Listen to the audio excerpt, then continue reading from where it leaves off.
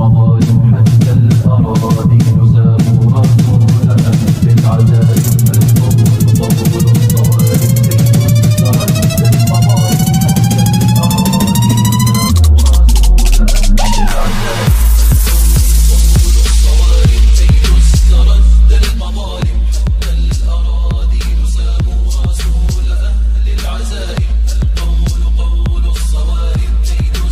حتى المظالم حتى الأراضي نسام رسولها بالعزاء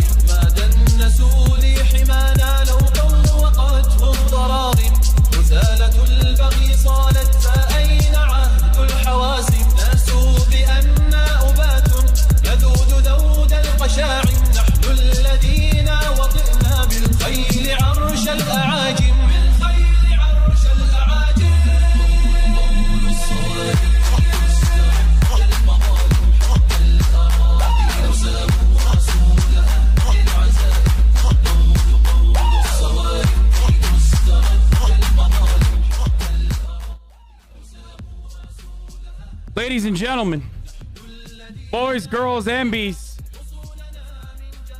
long have we waited, but it is finally time. Finally time for all of the past 2.5 years of work on Twitch.tv to come to a final closing moment. Election day is upon us.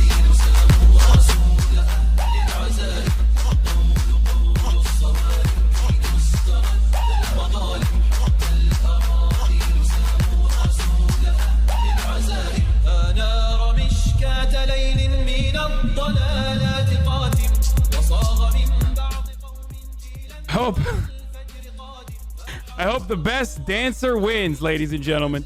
Millions of Americans have already voted. 100 million Americans have voted already. Unprecedented numbers of turnout early on. And millions more will vote today. If you haven't cast a ballot yet in any number of different opportunities that you had, please go out and vote today, and obviously cast your ballot for the candidate that knows how to dance better than the other one. That's the only metric of success for us here. Anyway. All right, let's get started with the actual shit. Oh my God, there's like 30,000 people in here already. What the fuck is going on, dude? Why, Jack? God damn. Ladies and gentlemen, folks, boys, girls, MBs. I hope you're all having a fantastic evening, afternoon, pre-noon, no matter where you are in the world, Jack. I'm Hasan Piker, and this is the HasanAbi broadcast. Coming to you live, Jack, from sunny California, Los Angeles, 68 degrees here today. And I hope you're having a fantastic day, no matter where you are, folks. At least 3 genders. We're cutting the malarkey today, folks. We're cutting it. That's why you can see I'm dressed up. I dressed up for the occasion, Jack.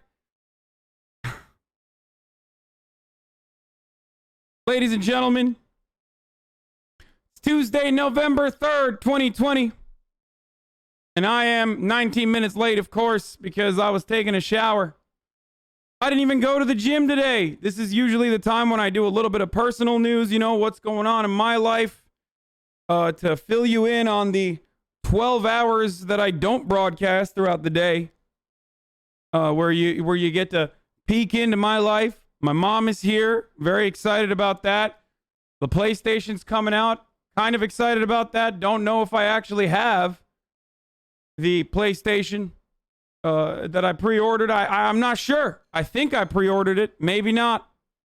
We're going to find that out as well. But as far as, important stuff goes, I've been a little, I'll admit, I've been a little tense. I've been a little pressured, especially these past couple of weeks leading up to this very occasion. Of course, it's a wonderful day today, election day.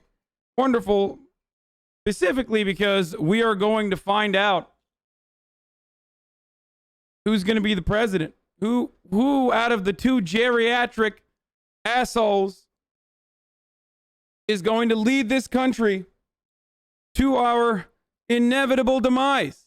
So, very exciting stuff on that front. I myself, of course, have voted for my brand of geriatric Joe Biden.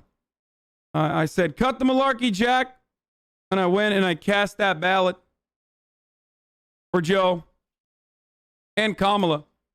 And then I think literally a day later, Kamala Harris was like, progressive? Progressive? Well, none of it matters. I can just be as frank as I want to now, considering it is election day. Okay? God, if I had a fetish for humiliation, I would really love being a leftist in this fucking country. Like a Democrat voting leftist. It's just very humiliating experience through and through where people yell at you nonstop. Nonstop. Not doing enough to get out the vote, Hasan. Not doing enough. Hasan, if you don't go out and drink fracking cum, how will we secure Western Pennsylvania votes? You have to personally go and literally put a straw into the ground and suck the fracking cum. That's the only way. Otherwise, Joe Biden's billion-dollar campaign might fail. Now, of course, the reason why I'm relatively confident today, despite the fact that I have given you probably the worst-case scenario over and over again, is because Joe Biden, and I've said this before, you're going to hear me repeat a lot of stuff because there's new people in here today. It's because I think Joe Biden has been blessed by God. Now, why do I say this? Hasan, you're not a spiritual person. You're not a religious person. I'm not. But I've never seen a presidential candidate have basically run for president on journalist difficulty before Joe Biden. Now, I'm not old enough to have covered too many political campaigns. But even with the limited information I do have, I've never seen a candidate get immediately the backing of every single frontrunner in a primary, with the exception of two. And one is literally a strategic non-dropping candidate, Elizabeth Warren. And then go from being a guy who was probably only going to win South Carolina with the backing of Jim Clyburn, of course, to literally the underdog story that the media portrayed him as, to sweep the entire primaries. And then make it seem like he still might lose overall. Now, why might it? Why? Why were his chances so bad? Well, because he was a relatively weak candidate. Especially when Donald Trump seemed to have been doing all right. Pretty good, if I might add. And then what happens? God opens up the clouds and Allah strikes down a plague. A plague that not only kills 300,000 Americans, but a plague that disrupted the global economy, global trade in its entirety, showcased all of the most fragile elements of our supply chain, most fragile elements of our current economic organization, capitalism, of course. And goddamn did Donald Trump, who I'll admit had a mountainous task ahead of him, biblically fucked that shit up. I mean, you saw people take a hit, leaders all around the world originally when coronavirus was first peaking. But then there was a rallying around the flag effect that they all benefited from. Fucking Boris Johnson got a boost in the goddamn polls. Most people except for Donald Trump, who biblically fucked this whole process up by lying to the American people. All he had to do was not fuck up, and he would have skirted on to victory. But then, Americans are silly. Americans are silly bitches. So they, of course, with their goldfish memory, forgot about coronavirus. They wanted to forget. I'll admit at the peak of the quarantining efforts, I was losing my mind. I was talking about how I'm going to run outside and lick a telephone pole. But I didn't care anymore. I had to go and lift. And many Americans felt this way as well. They wanted to forget about this devastating pandemic. And the polls started tightening. But then another insane biblical event occurred. Joe Biden on the debate stage said, Inshallah, and then Donald Trump got fucking COVID. Making everybody remember that that's the real thing. I mean, this motherfucker's like, we're round to the corner. We're round to the corner. We're around the bend, folks. We're in COVID. Oh, everyone wants to talk about COVID. And then, boom, you got COVID, bitch. Your entire White House got COVID.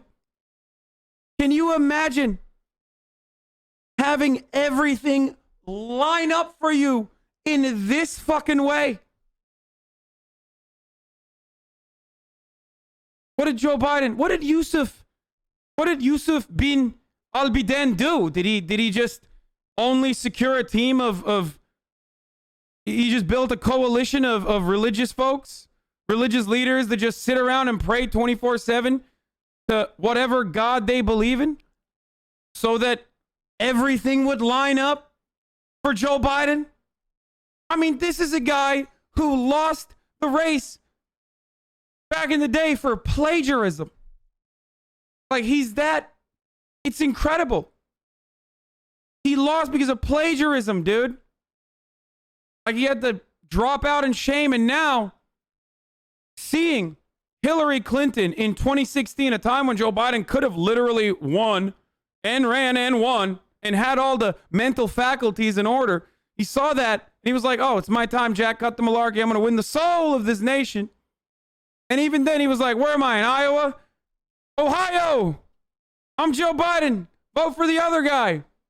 And he fucking malarkeyed his way through the primaries when the COVID thing literally turned his biggest weakness, not being able to have enough energy to go out and campaign, to a fucking strength. COVID literally took Donald Trump's strength and turned it to a weakness, and took Joe Biden's weakness and turned it to a fucking strength. Are you kidding me?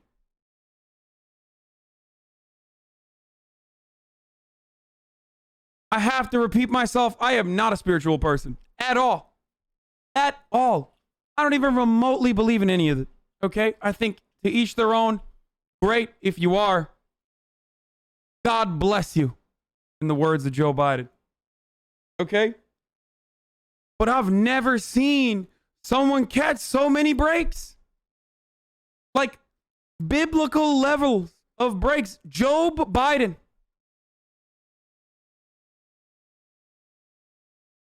This man reminded everybody that, you know, coronavirus was a real thing when Donald Trump literally got it 1 month before the election. Now, of course, there's a multitude of different reasons why Donald Trump is losing this election rather than Joe Biden winning this election. And if you ask Democratic consultants, they will tell you this is a referendum election. They are terminally against even coming up with a tangible policy position because they're worried that that opens up an attack point. What does that say to you? Their turnout strategy is literally point and click.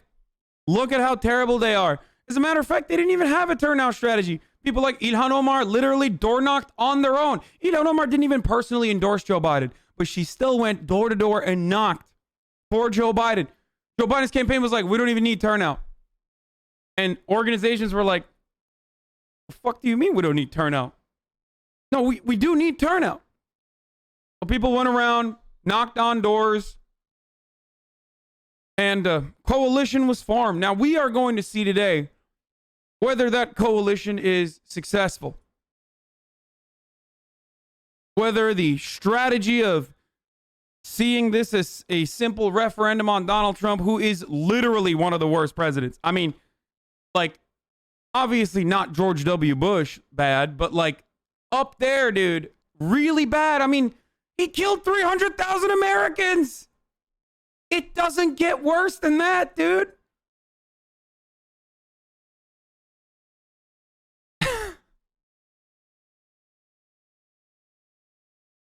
Anyway, we'll see if you know, the ones that fucking survived COVID in the 65 plus category, if they actually do end up turning out for Yusuf bin Biden in the numbers that they need.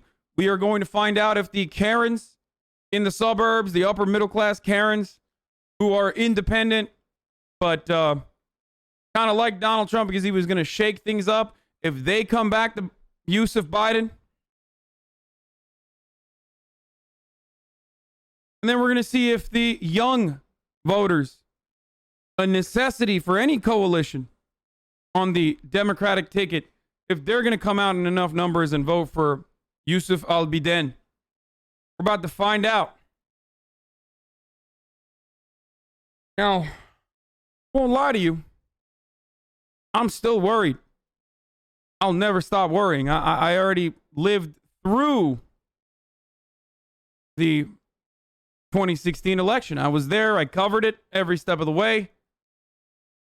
And I even admit that I didn't see some of the warning signs. I thought Donald Trump was a regular Republican. I was right on since 2015 that like regular Republican Donald Trump is going to win over regular Republicans. But I did not think that Hillary Clinton would lose. But in that loss, there are important lessons to remember. Now, one of the most important lessons from that loss is the fact that Hillary Clinton, when it all comes down to it, I'm not going to put blame on any individual outside of the Clinton campaign because it's 100% on them. Come the fuck on. But when push came to shove, it was a marginal victory secured through the Electoral College for Donald Trump. So right now, that's an uphill battle for my guy. All right? He might be, you know, double fisting air cocks all around the country 5 times a day to YMCA, telling how he's going to be kissing both the boys and the girls. Bisexual Gemini representation. He could be doing all that. But ultimately, he needs to fucking not lose any of the places that he won. And maybe then some, because it looks like turnout is pretty fucking high. Now, Donald Trump has a unique turnout strategy with rural voters, and I think that we're going to find out if that worked or not. If all of those non-college educated whites living in the rural areas that normally don't even vote, were they activated enough? Were they activated enough? Were they agitated enough? Are they going to go out and vote for Donald Trump? Did he add members to his coalition that are significant enough? And did he lose enough of the independents and the undecideds that swung for him with insane numbers, especially when push came to shove? When you look at the way that the polling looked like in 2016 when Hillary Clinton, right before that famous James Comey letter, was slated to win, but then all of a sudden took a fucking nosedive and Donald Trump just came out of nowhere, especially with those undecideds. Will that happen again? Now, when you look at 2020, there are differences. Nate Silver promises that they have adjusted the polls. They are now weighing educated and uneducated voters correctly. It's actually being weighed well, they say. Well, there's still polling error, specifically when it comes to Latino turnout. We don't know. I'm sorry. We don't have good indicators on it. I don't think that it's well defined. I don't even think that either campaign has a good strategy of effectively turning out the Latino vote. But we're going to find out, because I think that that is truly going to be an important factor in either securing the presidency for Joe Biden and even Senate seats for the Democrats, or whether or not Donald Trump actually was able to dissuade people from voting, enough Latinos from voting, or maybe even getting them to vote for the Republican Party by telling them Me llamo Donald Trump. Pendejos for Trump. Pendejos para Trump. Vote for me. Instead of the other guy. Now, of course I'm referencing ex-Florida governor and lizard person Rick Scott when I say that, if you don't know what I'm talking about. Actually, you know what? Fuck it. Let's get started. Let's actually get started with the coverage. I haven't even tweeted that I'm live yet. There's already fucking 52,000 people in here. I don't know what I'm going to be doing for the rest of this day. This is an insane day today. But yeah, let's get started with that. I can't even see my guys who send me good links in the chat anymore. Chat's going crazy. Poor, not para, you idiot. And it doesn't matter. The joke is that... Oh, dude, yeah, well, this is a really good video, too. We're definitely going to check that out as well. Hold on. Rick Scott speaks Spanish. Folks, look at this shit. Weekend of campaign. Oh, damn. TYT. No, I don't want TYT. I want just like the regular fucking video, dude.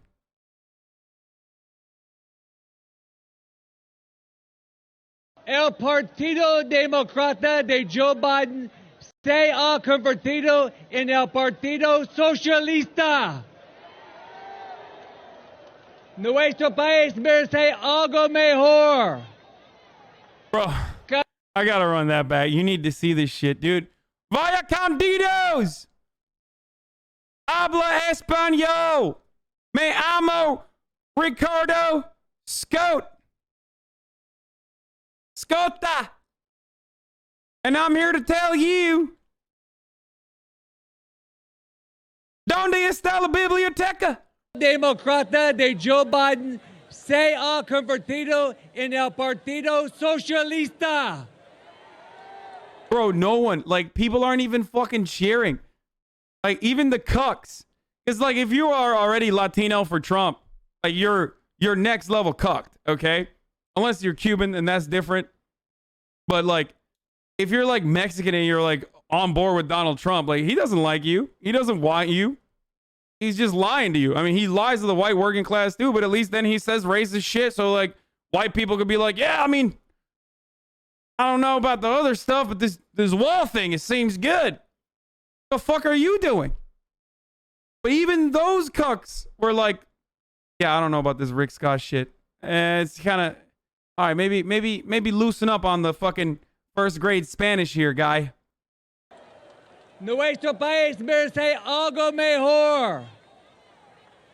Queremos 4 años más. 4 años más. El partido. 4 años más, he says. All right.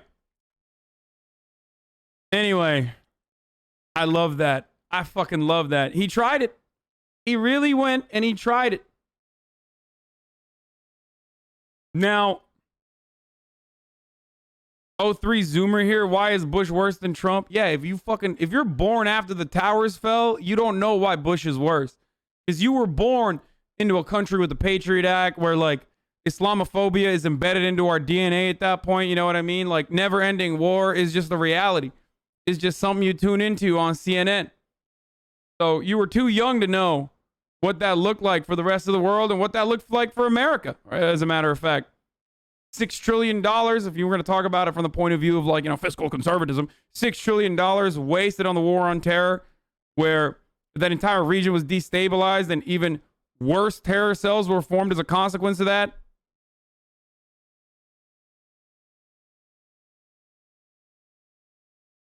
So much of the radicalization and so much of the terror incidents from immigrants or people from families from those communities that were destabilized is a direct consequence of what George W. Bush did and his policies in the Middle East, the American imperialist policies that destroyed and destabilized an entire region in perpetuity.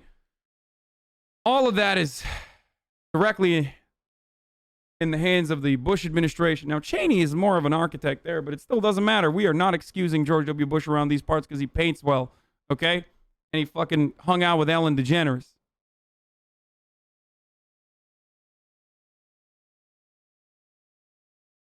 Now, Donald Trump has been doing crazy amounts of rallies. We're going to cover the news after all the fun stuff, but I need to show this to you. This is one of the saddest things I've ever seen. Now Donald Trump Jr. is a gigantic fail son. Perhaps the worst of all fail sons out there. I mean, he's like, if Hunter Biden is the coolest of all fail sons, you know, I would say that Donald Trump Jr. is like so pathetic, especially because like at least Tiffany kind of gave up. Like Tiffany gave up on Donald Trump ever loving her. Like she's like, I know, I got plastic surgery. You still think I'm ugly. It's not happening. Fuck it. Whatever. I'm going to go to a LGBT pride event. Sorry, LGB pride event because they're transphobic as fuck. But Donald Trump Jr. has dedicated his entire life to, I don't know, money laundering through the family charity for him, to like running all that shit, running his golf courses and stuff, and then completely dropping everything at the tip of the hat to be Charlie Kirk's best friend who does memes. He's just a boomer guy that does memes and looks like a divorced dad who lost the kids in family court all the time. This is what he does professionally. He is a professional meme guy. And you know some of those people if you're still on Facebook. I'm not. But there's a bunch of those people. Now, a lot of them do it for free. Donald Trump Jr. does it for something that he's never going to occur. There's something that he's never going to procure. Something that he's never going to be able to get. His father's love. And that is best represented in this short 58-second video. Please watch. So we need you to get out and bring your friends to vote tomorrow. And when we do, we can not only keep making America great again, but we can make liberals cry again. Get out there and do it, Wisconsin. Get out there and do it. Thank you, guys.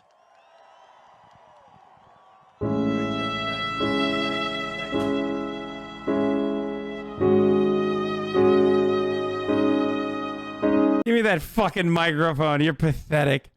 You're pathetic. You couldn't even be hot like Ivanka. What the fuck is wrong with you? Get away from me. You're disgusting. Yeah, make liberals cry again, Ron. Diane. Oh, man. There's two kinds of people that do drugs. Okay? Obviously, addiction is no issue to make fun of or take lightly. It's devastating. I know personal experience with it to some degree. But there's two kinds of drug users, okay? One kind that's like happy-go-lucky. You never see him come down. I don't know how the fuck he's just alive still. And then the really pathetic kind where when they consume the drugs, they get worse. Like all of their worst instincts come out and their nervousness is just permeating. It's like seeping out of every orifice. And that's the difference between Donald Trump Jr. and Hunter Biden. Hunter Biden does crack cocaine, goes out, has sex with strippers, you know. Hunter Biden goes out and has sex with his brother's, his dead brother's wife, takes care of the kids.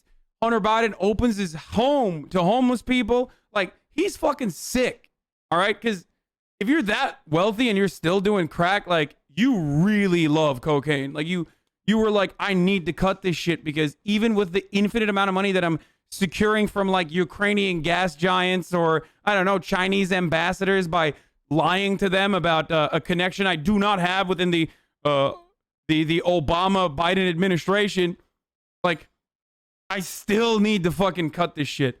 So, yeah.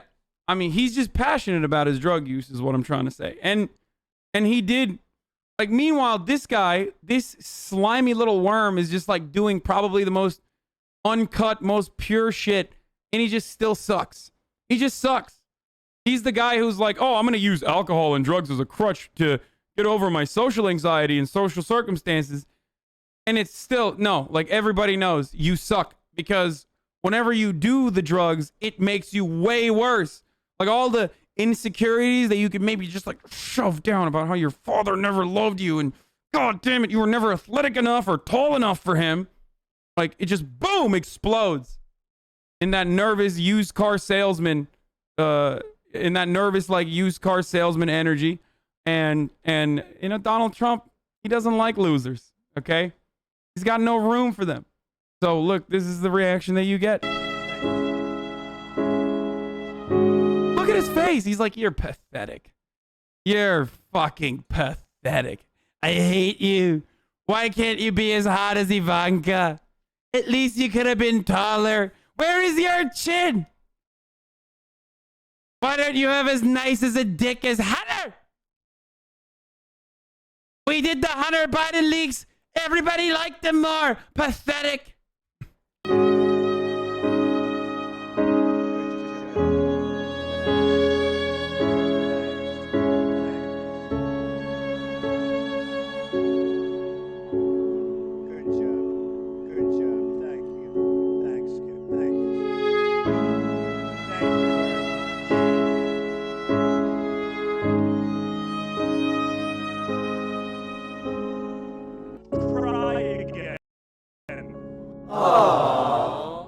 It's so sad. It's such a sad existence.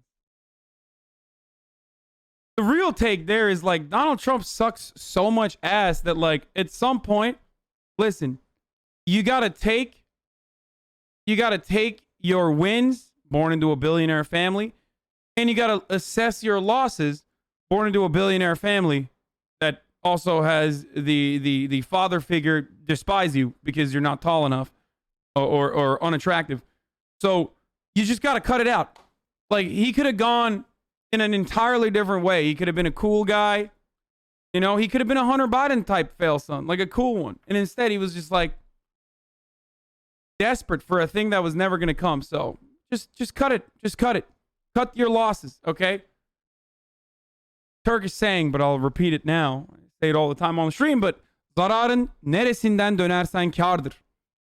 No matter which point you turn away from a loss, that's profit. Okay? And for Donald Trump Jr., he has never recognized that reality, and he's still desperate for affection that's not going to come. I mean, he has his fucking name, dude. He literally named himself. He got Donald Trump's name, and he still hates him. Anyway, okay. So Joe Biden is live? Yeah, it is exactly like Succession. All right, we'll take a look at this for a little bit. And thirdly, I promise you this. Although I'm running as a proud Democrat, if you elect me, I'm going to be an American president. There's going to be no red state. Okay, actually, fuck that. No, there's some more fun stuff that I want to look at. So, there was this from last night's rally. And then also on top of that, wait, hold on. How did I fucking even click on that? Jesus Christ. Wait, breaking news. What? First century. Our workers are 3 times productive as the rest of the world. Okay. Hold on. We got React playlist. I asked Jabuki to come on the show today, and he did not respond to me. I'm sorry. I should have probably sent him a nude or something. That's the truth. That's the truth. Can we watch the best part? The best part when Trump is dancing, my man? Yeah.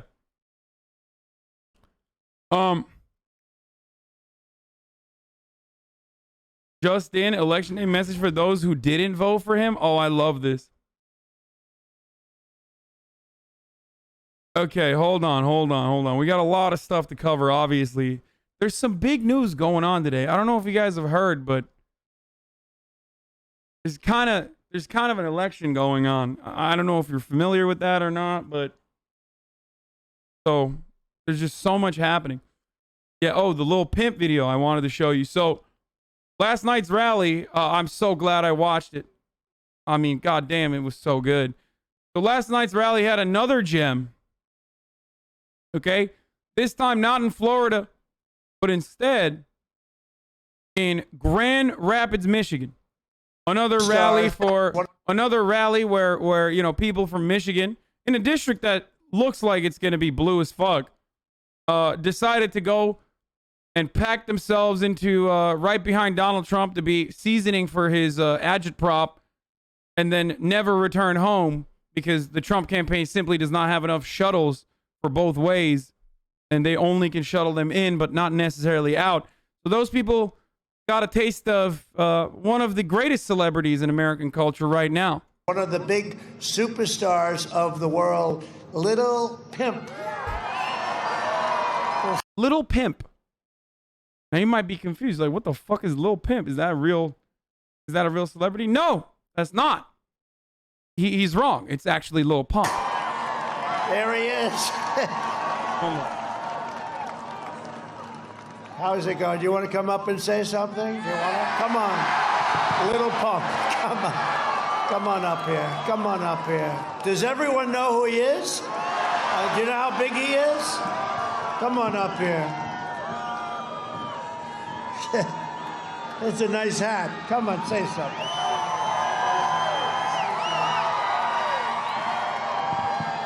Hello, everybody. How you guys feeling? I come here to say, Mr. President, I appreciate everything you've done for our country. You brought the troops home, and you're doing the right thing. MAGA 2020. Don't forget that. Don't forget that. And do not vote for Sleepy Joe at all. Like, it's funny when you think about it because, like, in Donald Trump's world, in his universe, like, 35 minutes before this instance, he literally is, like, pointing to people like Lil Pump and being like, this Mexican is going to come to your neighborhood. That's why we're building a wall. And also, I'm going to make sure that there's no public housing in the suburbs. Like, and meanwhile, he's like, yeah, okay, like, I'll come up on stage, sir. Like, really smart. And that's actually a contradiction that I would like to address today. Because I think that there was a lot of lies that Donald Trump told in 2016, and some of them stuck. And he had a good idea of what kind of hatred was already manifesting against Hillary Clinton in America. There was an entire cottage industry of people that just hated the Clintons and wrote conspiracies, like literally conspiracies about the Clinton family, the Clinton crime family, some of which was kind of true. Jeffrey Epstein. And then others were exaggerated, like she's a lizard person who eats babies or whatever. But Donald Trump struck gold with that because she was just really fucking not favored at all. And a lot of independents were like, you know what? Fuck this shit. I'm done with the Democratic Party. I'm frustrated with them. We're gonna switch over to this new guy who keeps saying he's gonna bring our jobs back. Okay? But this time around, just like the contradiction between him trotting Lil Pump on stage while simultaneously talking about how, you know, and I don't even know if Lil Pump's Mexican or not. I think he's Colombian, but it doesn't matter. It's all Mexican to them. Him trotting Lil Pump on stage while simultaneously talking about, one, elitist liberals in Hollywood and all celebrities are bad, while simultaneously talking about how, like, you know, Mexicans with face tattoos are going to come in and rape your daughters, okay, is yet another transparent contradiction in the messaging, okay? It just, like, muddies the waters. And this is so transparent in his, like, black voter outreach, for example. Like, every night he's like, law and order! Law and order! When the looting starts, the shooting starts! I'm the greatest president for all the blacks. Look at my African American over there. He's saying shit like that. And then simultaneously trying to be like, Joe Biden is worse for the black community. I've done so well for the black community. Like, what are you doing? You can't openly agitate and try to get white people on board with your campaign by making a villain out of, like, black and brown people, and then turn around and be like, but black people, you should vote for me. Now, Americans are really stupid. I mean, we are a uniquely stupid country. So, yes, that still might work to a degree. Don't get me wrong. Of course. It's just that, is it enough? Are people dumb enough to vote for Trump again? In the numbers that he needs, in the places that he needs. Because without a doubt, there's like 60 million people in this country, maybe 50, maybe a little bit more, maybe a little bit less. They're just, I don't know what to do. They're in the sunken place. They're gone. Like, they are delusional. They see blood and they scream fire Fauci at rallies. Like, they're like, fire Fauci. What the fuck did Fauci do?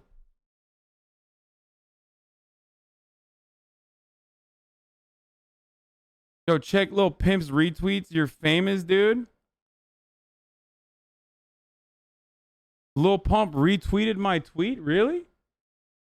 Oh no, is he stupid enough to think I was like on his side? Because I wasn't on his side. I was making fun of him.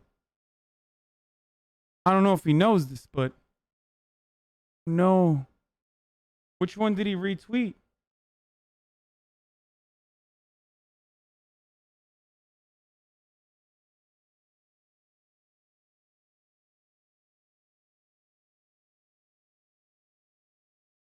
Jesus Christ, dude. Anyway, listen, regardless. No, he didn't retweet me. That's a lie. Oh, he did. Oh, God, he did actually retweet me. What a fucking idiot. Anyway. A dumbass. Lil'Pimp's at the Michigan rally. Trump just called him Lil'Pimp. He did. Anyway, regardless. Where was I? Oh, that contradiction in the messaging. That contradiction in the messaging, I think, is hurt Donald Trump a little bit because there is no beacon of frustration that he can unleash upon in Joe Biden. Joe Biden is not as target rich as Hillary Clinton was. Okay? And what I mean by that is like his strategy was a little all over the place. He was like, Joe Biden is both sleepy, but then also simultaneously he is the leader of the socialism. He's going to be doing a socialism. Or sometimes he would say like, oh, no, because he's sleepy that like other people will take over and do socialism. Meanwhile, Joe Biden's like, I will kill a socialist. Like, he literally would go on stage and be like, socialism, watch me burn this Che Guevara shirt, Jack. I'll do fascism before I do a day of socialism in this country. It's like, okay, chill, bro. Like, what the fuck do you want?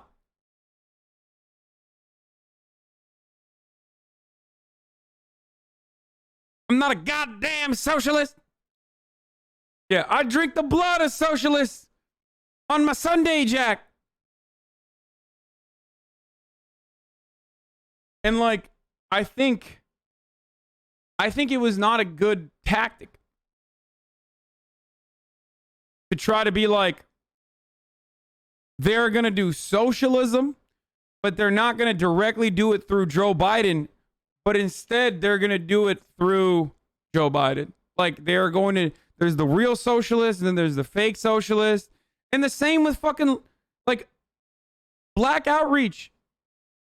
Every time Donald Trump was asked about black people, he couldn't shut the fuck up about how good he is for black people.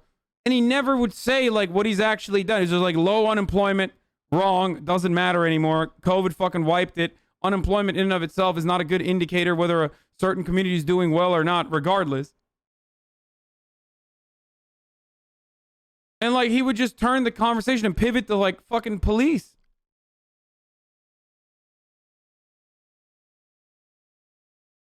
Unemployment is not a good indicator. Unemployment is not a good indicator of, as a standalone, it's not a good indicator of whether a community is doing well or not, or whether the economy is doing well or not, because the problem isn't necessarily unemployment, but it's underemployment, or even more important than that is wage stagnation. That's the real issue in this country. That's something that we need to actually solve. If you want to uplift the working class, it's not about like finding them jobs, but it's more than that. It's increasing the wages. So one funny part about this, of course,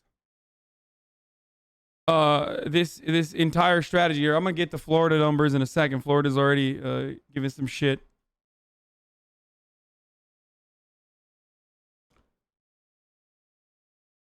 One other funny part about this, of course, is that he just like didn't have that same, like, he just simply did not have that same energy dedicated to attacking a person like Joe Biden did, and I think that is going to end up hurting him.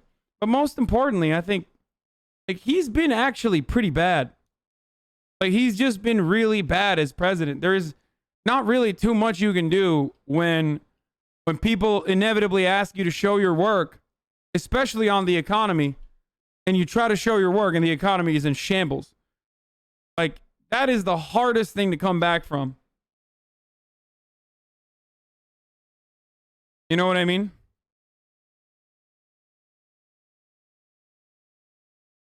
So, check your noise gate. You sound choppy.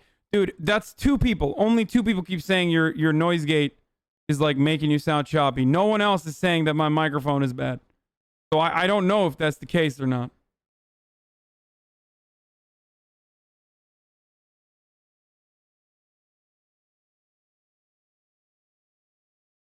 So I'm sorry, brother. Maybe you need to check yourself before you wreck yourself. Let's take a look at what Donald Trump had to say on election day, those who didn't want to vote for him. Also, of course, top of the hour, every hour, there is a 60-second ad break coming to you live. If you're unfamiliar, I have a contractual obligation where I run a 60-second ad in the beginning of every hour. And if you want to avoid those ads, subscribe, Jack. If you want to cut the malarkey and avoid these ads in the top of the hour every hour, then subscribe. You can do it for free with your Amazon Prime by connecting your Amazon Prime account to your Twitch Prime account. Anyway, I'm running the ad now. All right. I got a playlist with full Trump press conference. There's a longer vid. Okay. Man, I got hella bookmarks here to take a look at. Okay. All right, I'll start with the Trump.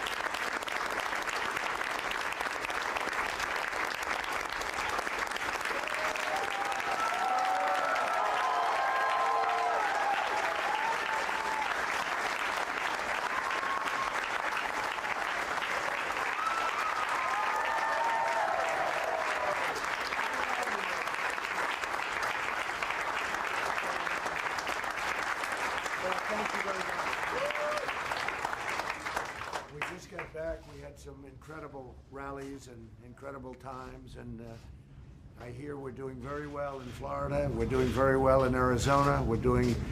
Oh, I just realized my audio levels were really low on the stream end, so you're probably cranking up the volume to compensate for it, and it sounds like I'm yelling. Yeah, I just fixed the desktop audio. Sorry. Incredibly well in Texas. I'm hearing we're doing well all over. I hear the lines are amazing. The lines have been amazing. And I think we're going to have a great night. We're going to have a great night. And we're going to have, much more importantly, we're going to have a great 4 years. But I want to thank everybody. There's a tremendous group of people. Come on over here. This is the media. They're very nice. They treat us as Come on over. Kaylee, everybody, come on over. Young, attractive people. Now, the funny thing is, so from what I understand, one unintentional consequence of like the regular intentional voter disenfranchisement strategies that Republicans engage in is the problem that if all of your voters are voting on election day, some of them are going to run into problems. Now, it's not directly like it's sometimes like voting machines don't work and you got to go to a different polling station, for example. There's also COVID, which has eviscerated the number of polling stations. And what is happening in a place like Nevada, for example, in like a heavily Republican district, apparently, and here is a great example, at the very pro-president Sun City McDonald Ranch voting site, the majority of the check-in machines are down and people are leaving.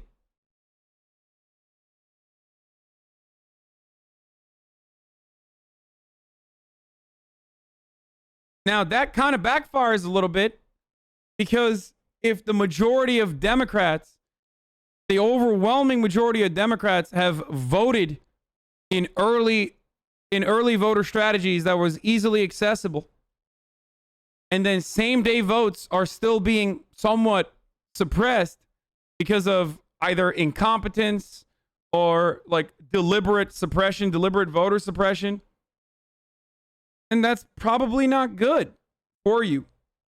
Like you've kind of played yourself a little bit. Now, I'm not saying that this is going to happen across the country, especially because long lines at the polls is never good.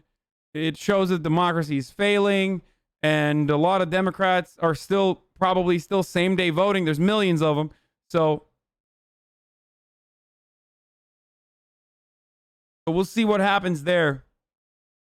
But it's just another instance of like a wrench being thrown in the processes, an unintentional wrench.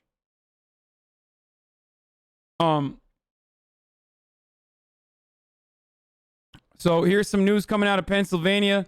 A person with direct knowledge of the Trump campaign operation tells NBC News' Peter Alexander that the team in Pennsylvania was not as prepared as it should be in a state that could decide the presidency. Early concern inside Trump world about election day turnout activities in PA. A second person with direct knowledge of the Trump campaign operation says what's happening today in Pennsylvania is not ideal. They're saying what's happening today in Pennsylvania, I repeat, is not ideal. You know, get those copium dosages up, boys. What are you doing? This is so wrong. You should not do this. Do what? Dude, I got some... Listen, there's 70,000 of you in here, and we're not even over the first hour mark. So I'm assuming there's going to be some weirdos in the chat that say weird shit today. You know, we'll try to deal with them as they come through.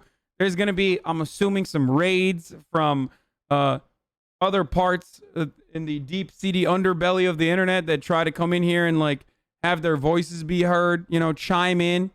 There's going to be some hate watchers that are expecting me to like cry or some shit if Donald Trump gets reelected when they don't know. Joke's on you, brother. I already lost my soul. Okay? Joke's on you. I am unfazed because I believe the worst possible thing that could ever happen will fucking happen. So you can't hurt a man who has lost everything, who has lost all faith. All right? You just can't. I'm fucking black-pilled, baby. Doomer-pilled. But anyway.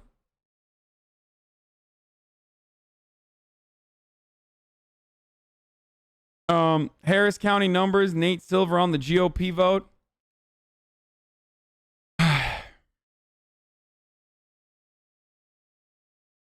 Some Texas Democrats think Harris County could reach 1.7 million by the end of the day.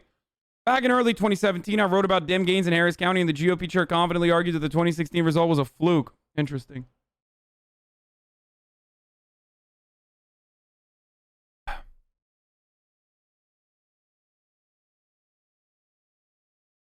So the funniest part about this is like,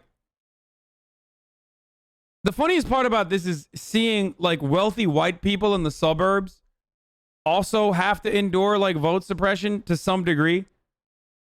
Like I remember in the primaries, like there was like old white ladies being like, what the fuck is going on? Like I've never had to wait this long to vote. What is this? You know, they were basically like, what am I, black? What are you doing to me?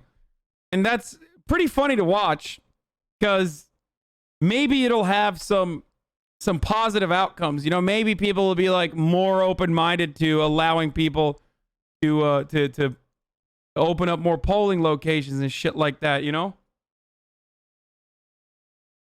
Also, oh shit, I just got news from, it seems as if an order did not generate in our system at the time you attempted to create the pre-order. Oh no, I'm sad to report the pre-order did not go through. We do hope to have more PlayStation 5 consoles available soon. No! Worst news of the day! Okay, this will actually make me cry. Hey, to all the Nazis in my chat who are watching to see me cry, my PlayStation pre-order did not go through. I'm an idiot and I forgot to, I guess, hit all the way through. So now I don't have a PlayStation on arrival day. So there's that. That is truly devastating news. This is something that I was not planning for. I usually try to plan ahead. So I guess, what are you going to do? Yeah, what are you going to do? Dude, you are famous and have a ton of cash. Why not ask Sony? Like, how do you think that works? Am I like, hey, CEO of Sony, hello, mush mush, I would like a PlayStation 5, please. Click. And then they're like, oh, of course. Why didn't you ask before, Hasan? Go ahead. Like, it doesn't work that way, man. Oh, Jesus. Just get a Google Stadia? Yeah, no.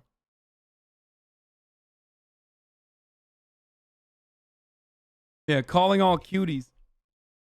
They didn't even give one to Linus Tech Tips? Damn.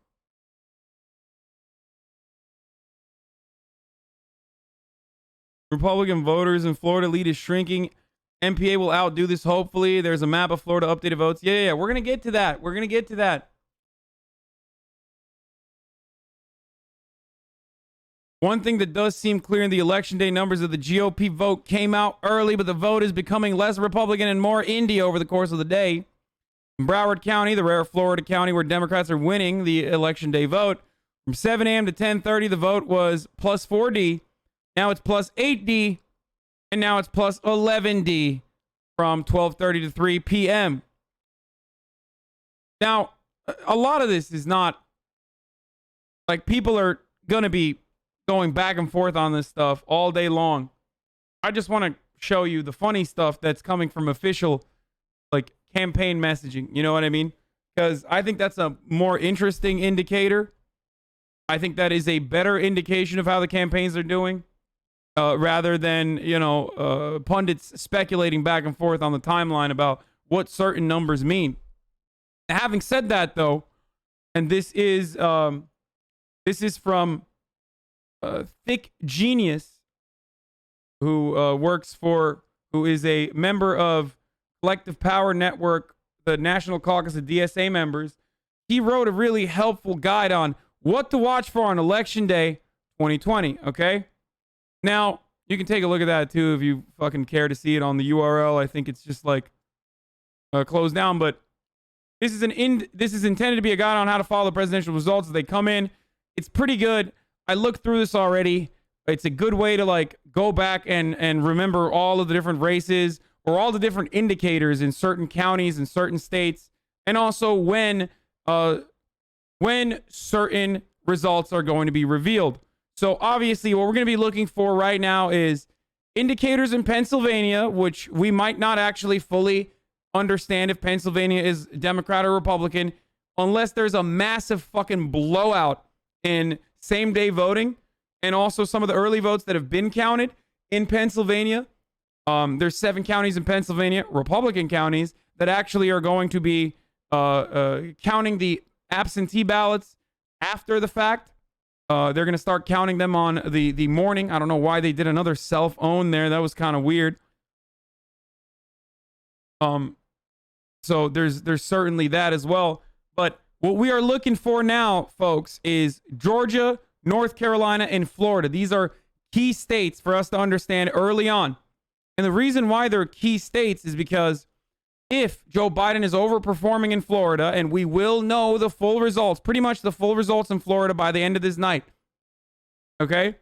If Joe Biden wins Florida, that really hurts Trump's chances. If Joe Biden is actually operating and performing at the same degree of success that we have seen in the polling in North Carolina, same with Cal, I would like to sext you really hard. I would like to kiss you really hard, Cunningham, in North Carolina and also in Georgia as well.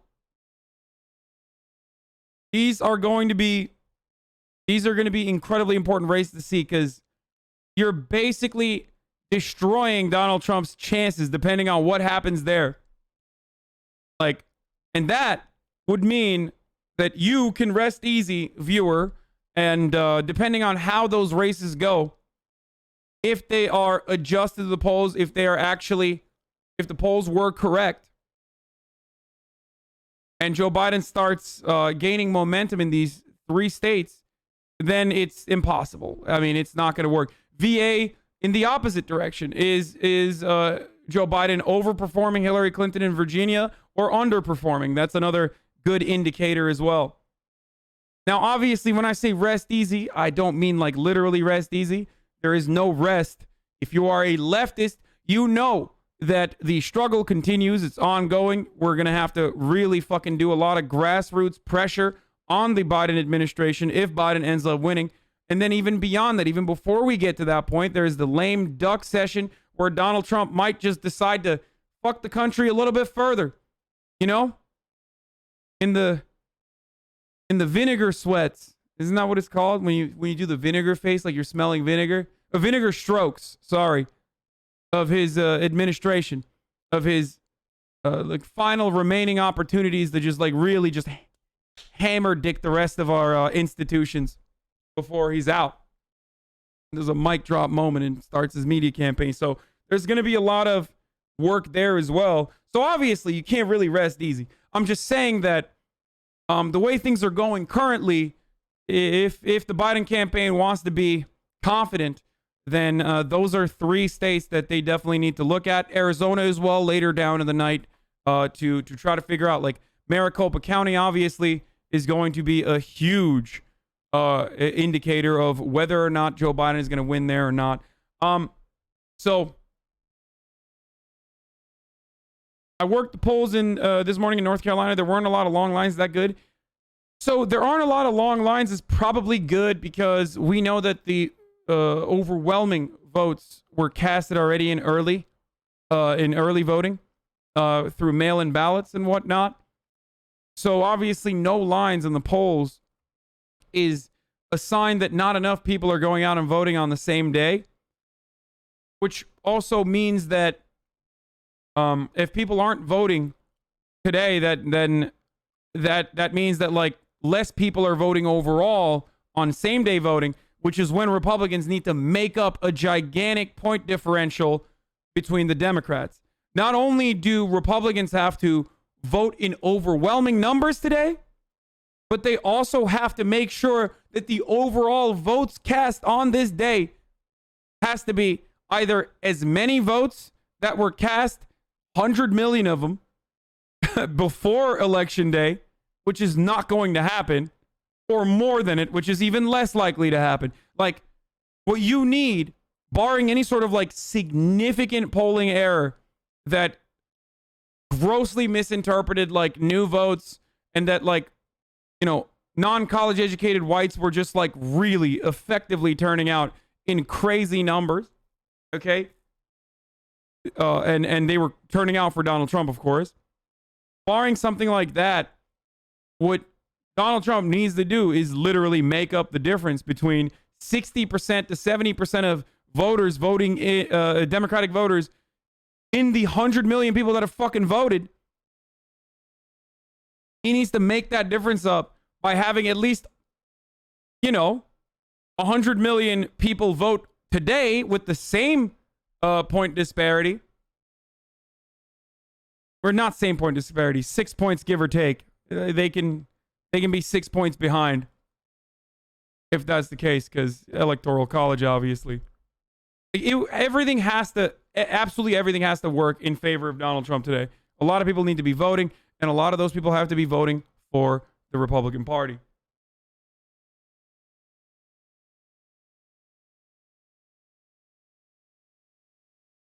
Do you think Texas will turn blue? No. I don't, but I hope I'm wrong. Pretty much all my friends are non-college white 20-somethings that will not shut the fuck up about Trump.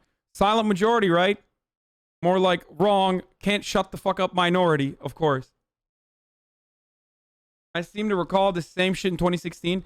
Well, I mean, dude, look, I've been covering this this election pretty closely, and we made comparisons to 2016 and 2020, and there are big differences between one, Hillary Clinton's favorability versus Joe Biden's favorability.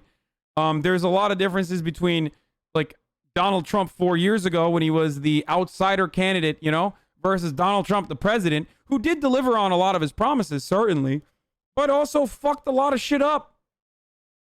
So he's not exactly the outsider candidate anymore.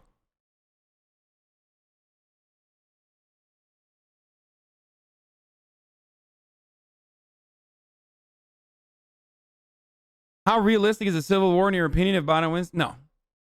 No. Like, if Biden wins and Donald Trump refuses to concede or claims victory on the night of, Twitter will suppress him, Facebook will suppress him, all the other media outlets will most likely suppress him and cover the story accurately. Donald Trump declared victory, but that is a lie. We do not have the information yet or anything like that.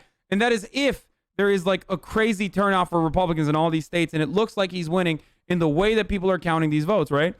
If he declares victory for himself on the night of, but then Joe Biden ends up winning later because of the absentee ballots that have been counted or because we get information out of like all these other Western states. In that circumstance, if Joe Biden wins and Donald Trump claims victory regardless on the night of, all that's going to happen, in my opinion, is some of these white paramilitaries, these white nationalist paramilitaries are going to probably try to protest, do show of force demonstrations, you know, maybe here and there, get clapped up by the cops, most likely. And by cops, I mean like federal agents and shit like that. Maybe not actual local police departments, because I feel like local police departments are one-to-one with the white nationalist paramilitaries for the most part, and they are also overwhelmingly pro-Trump. But I do believe that immediately the FBI will probably clap up a couple of them just to make an example out of them, just like they did with the Gretchen Whitmer kidnappers. Not actual cops. I'm saying like federal agents. The FBI has had a neoliberal heel turn in recent years. I think they're gearing up for a competent Biden administration where they can effectively do coup d'etats, or not FBI, but the CIA as well, just the intelligence community in general. And they can get back to fucking surveilling and you know, murdering leftist protesters and black activist figures in peace by, you know, maybe catching a couple white supremacists every now and then so that all the white liberals can say, "Slay Queen, thank you, FBI, you are my best friend." Anyway, but as far as like riots goes, I think if Trump refuses to concede, there'll be a couple incidents, maybe some like acts of terror, white supremacist terror. The way I'm talking about this is so insane. Like I'm literally talking about it as easily as I'm chewing gum, where I'm like, you know, there'll be some terror incidents because that's how fucking normal it is. Anyway, and then it'll fucking go away and we can keep dunking on Republicans forever, which will be really funny. So,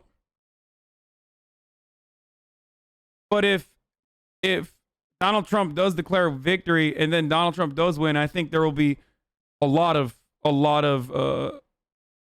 disruption. I think a lot of people, there will be riots most likely. Joe Biden will concede immediately. I don't think that Joe Biden will fight back. Al Gore didn't. Joe Biden will probably pull an Al Gore, fight a little bit in certain states where they have a team of lawyers to push back, but inevitably give up on it in order to preserve our institutions. And then the people will actually revolt on the liberal and leftist side most likely, and they will get violently squashed by the police force and by our now permanently fascist Donald Trump administration.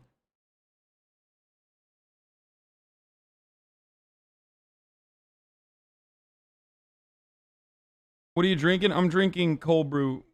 It's a coconut cold brew. It's pretty good.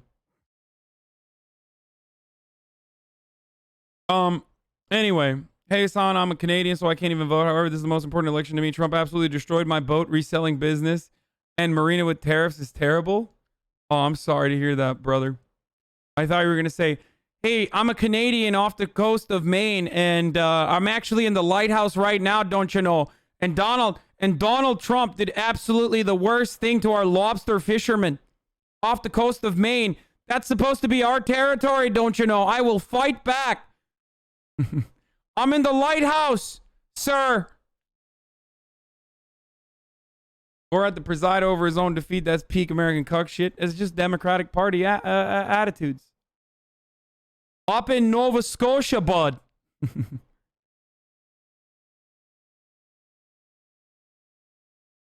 The FBI and New York's Attorney General are now investigating robocalls urging voters.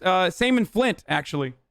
apparently there were, I was looking at this earlier this morning. There's a lot of news that is, that I might not get to or I might not have seen, but apparently there's some robocalls urging black voters in Flint to stay at home as well, or misdirecting them about when they can and can't go and vote. So, I mean, these guys are demons. I've said this before. The Republican strategy of electoral success relies on suppressing the voter turnout. Now, Donald Trump does something unique on top of the suppression. He actually tries to activate rural voter turnout while suppressing the inner city and city turnout as best as he possibly can. That's just a constant. The rural voter turnout is actually kind of new. We're going to see if that was effective or not. I think that's where Donald Trump is going to actually pick up some votes here and there. But will it make up for the 65 plus voter base that has now moved away, that will not be suppressed? And it's very hard to suppress because there's lifetime fucking voters that will move to Biden, and also the women in suburbs specifically, and also even white college educated men. Like, will Donald Trump be able to make up all of that with potentially rural voters? I don't think so. If you need live stats, I mean, there's nothing yet. Where, well, it's so silly to look at live stats now. Off topic for a second, but did you hear about a nameless hiker in the case of the internet can't crack? No.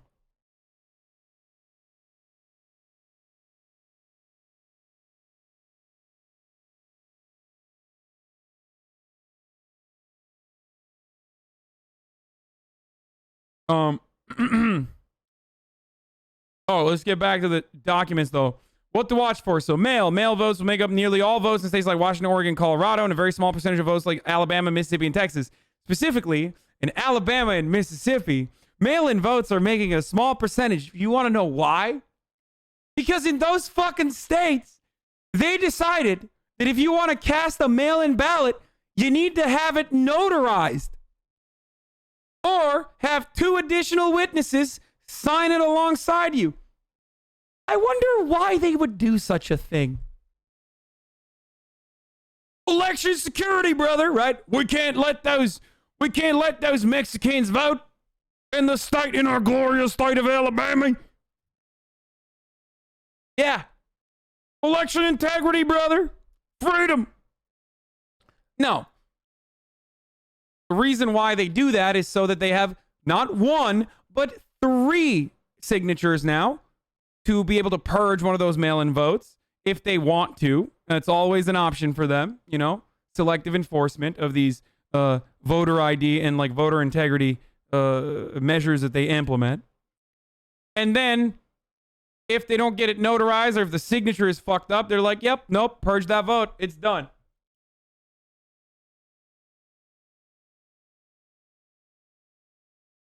In some of the states, the first results released are early mail votes right after the polls close and should show an inordinate Biden lead, while in other states, in particular the crucial Rust Belt states of Michigan, Pennsylvania, and Wisconsin, they may be reported last. The timing of the mail vote reporting will skew perceptions of the actual margin in each state. I've tried to give a rundown of when the mail ballots are expected to report, so this is huge. The early in-person, many states in the South particular have a long tradition of early in-person voting, which will allow results to be released very quickly after the polls close. Where it exists, early in-person votes are often the first results released. Unlike mail ballots, they don't necessarily have a consistent candidate bias this year, though they will be universally more favorable to Trump than mail ballots in the same state. In most states, though, they look to be friendlier to Trump than the final results. But in Tejas, or if you're Jonathan Harris of Vox Borders, North Mexico, which has little mail voting, it should be slightly friendlier to Biden.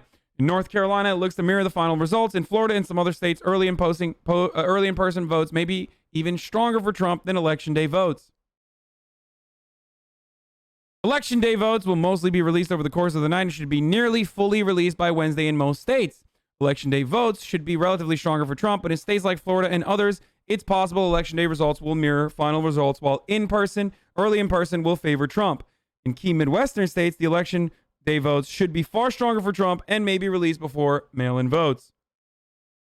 So, on 6 p.m. Eastern, 3 p.m. Pacific, polls will close in the beautiful state of Kentucky. Now, of course, that's safely for Trump. Do I believe that Amy McGrath will be able to dethrone our beautiful, decaying, rotting corpse, Mitch McConnell? No. Amy McGrath is the old guard Air Force pilot, proud of drone striking people in the Middle East, who is a moderate Democrat who's going to work with Donald Trump. Incredible strategy. Thank you, Amy McGrath, for showing Kentucky that you, as a Air Force pilot, are a real patriot. Thank you for that.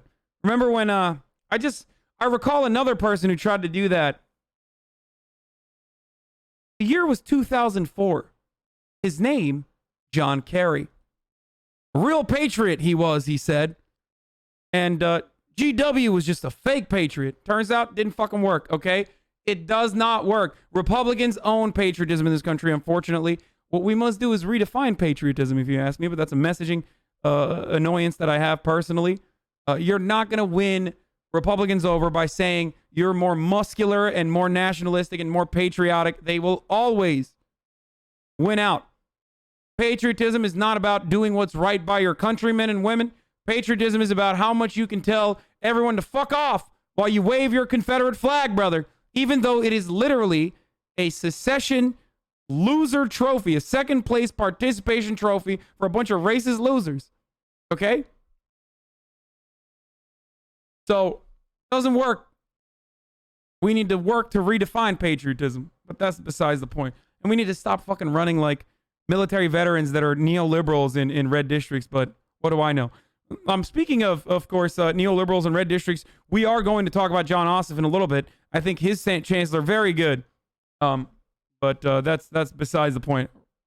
We'll get to that. So Kentucky's going to be called for Trump right when the polls close at 7 p.m. Eastern. Kentucky results could be potentially instructive in 2016. The big swings from Romney to Trump in rural areas were a clear warning sign that Clinton was in trouble, but the lack of clarity on what results will be released and when means you shouldn't read too much into early results. If we are seeing counties almost fully reporting by percentage of vote rather than precincts reporting, and Biden is consistently getting swings of 5 points or more, especially in rural areas, it could be an early sign of Biden rebounding among non-college voters, white non-college voters. I don't know if that's going to happen or not.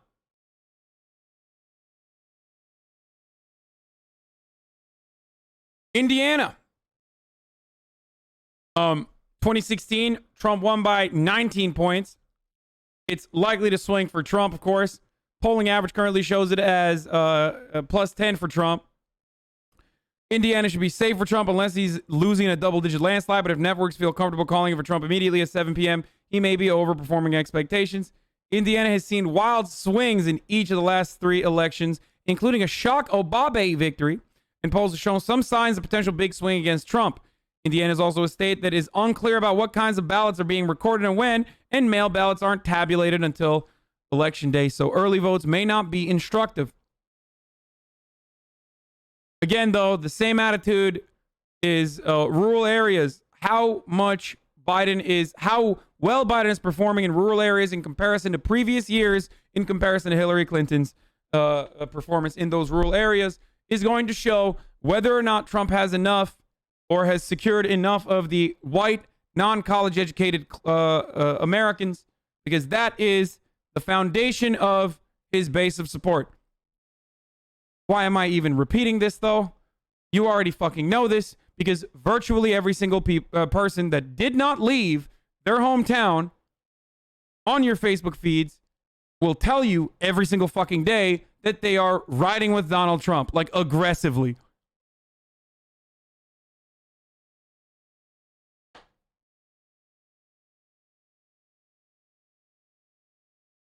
Not the shit on the good non-college educated whites that are otherwise not fucking brain dead.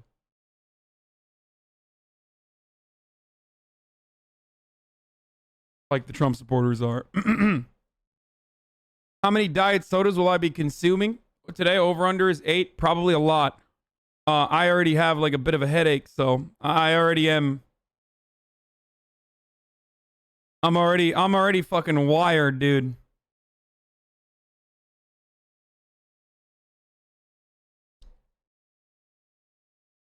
Don't forget to keep reminding people if they're watching on mobile in line to stay in the line even after the polls close. Yes, of course. If you are in line before 8 p.m. in most places, you're fine. Like if you stick it through, you'll be able to get your vote counted. I mean, it changes because America's election system is just insane. Every state is different. Every fucking county is different pretty much. But in most circumstances, if you're in line before the polls close, like you will be able to vote. No matter how long it takes. But I don't even know if it's going to get to that point. It doesn't seem like it, at least. So we'll see what happens there. I understand that she is not liberal now, but isn't she a shift to the left good? Perhaps we can keep shifting towards the left and get someone who's good. Please don't yell at me. I am socialist. What? Amy McGrath? No. No. She's not winning. It's just not happening. And the reality is, like, we got to stop throwing the same. We have to stop doing the same strategy over and over again and expecting different results. Okay? Like, you can't throw $100 million at Amy McGriff because she had a couple good campaigns, a couple good campaign ads early on that like really appealed to the neoliberals on the coast. And expect her to fucking win. Mitch McConnell has to just be like, yeah, I represent Kentucky. Also, look at Amy McGrath's hair. Is she gay? Nobody knows. And then boom, everyone in Kentucky's like, yeah! Ah! She's a woman! That's it. Like, that's literally it. Republicans literally just need to do that. I mean, motherfucking Purdue made John Ossoff's nose larger in Georgia. I wonder why you would do that in a mailer. What could be the fucking reason why you would make the Jewish guy running against you look like he has a larger nose in the mailer? Why, oh why would that happen? So strange. We can't win on the aesthetics. Being a military veteran doesn't mean shit. You got to try something different. Yeah, Charles Booker. He's a better choice there too, but it's besides the point. Anyway, Florida, ladies and gentlemen. Now, this is the key state. Also the weirdest state in the country. It's the state that I first lived in for an entire year. Very special place in my heart, Florida has. I lived in Coral Gables. When I was an 18-year-old young buck living in America for the first time, fresh off the motherfucking boat, I lived in Florida in Coral Gables for an entire year, and god damn it, it was an experience. I feel like time definitely runs different in Florida, especially in Miami. Florida is a unique state in the sense that the further north you go, the more southern it gets, and the further south you go, the more bicoastal and elitist it gets, the more liberal it gets, of course. It is some of the parts in the swamplands of Florida are unironically more rural and more conservative than Alabama. They will put Alabama to shame, ladies and gentlemen. And also, Florida has a unique voter outreach strategy, requires a unique voter outreach strategy in the sense that the Latino population there is very fucking reactionary. Specifically, the largest subsect there is the Cuban diaspora of Cubans that despise the Democratic Party. The only time that the Democratic Party has won the majority of Cuban votes was Obama. And they were only able to do that because Obama activated younger Cubans. But older Cubans, just like older people in general, fucking love voting. This is their porn. They love having sex, unprotected sex with one another in the state of Florida, and they love to fucking vote. Okay? So we'll see what happens in Florida, but it is totally twisted. It's upside down world. Like, Latinos in other parts of the country can be socially conservative on like abortion and shit like that, like super Catholic, but overall will want Medicare for all. Like it's very strange. And yet in Florida it's the exact opposite. They are the most reactionary, specifically Cubans. Older Cubans are the most reactionary fucking people.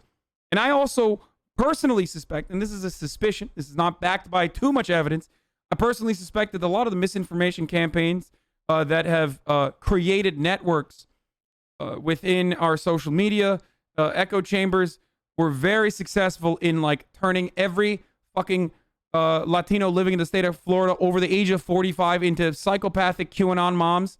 So I am truly terrified of that. So I don't know. I don't know what Hispanic turnout is going to look like in the state of Florida. I hope I'm wrong.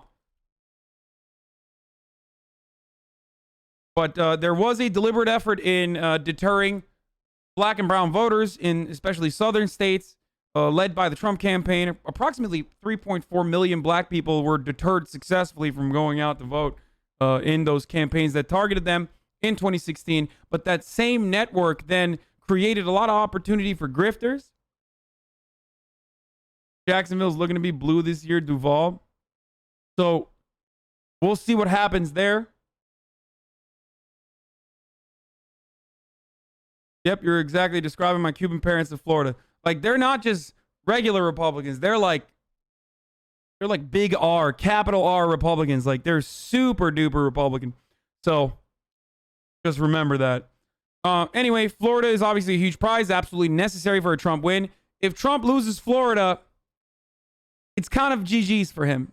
It's definitely one of the key states that we are all going to be looking at tonight.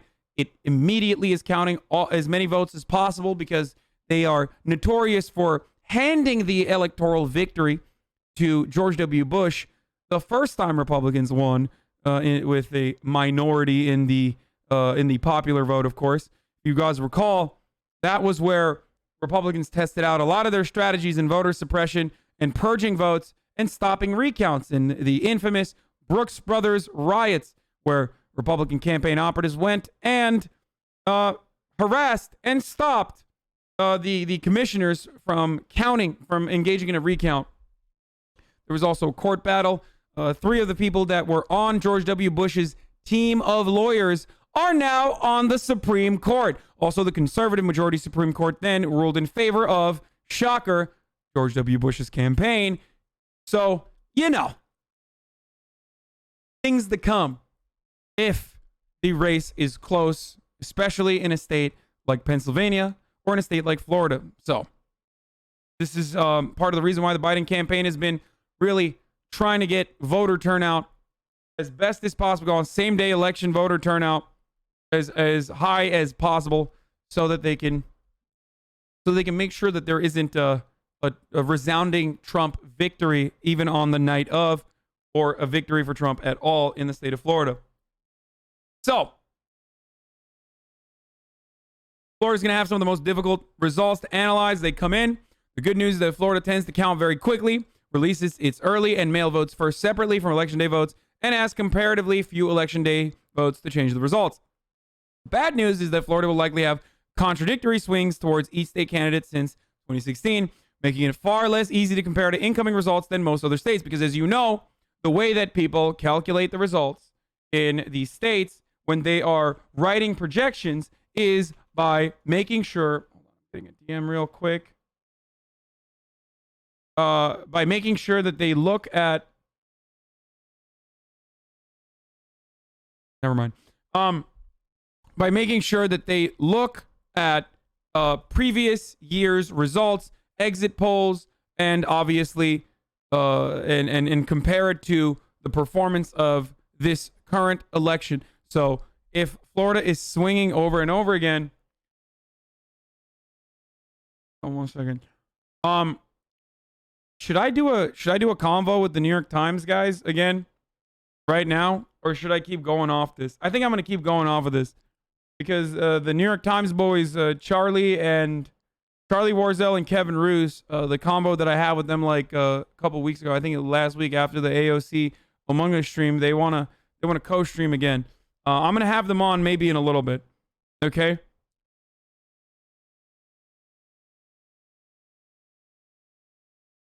But we'll do that. What are you gonna do? Gaming tonight?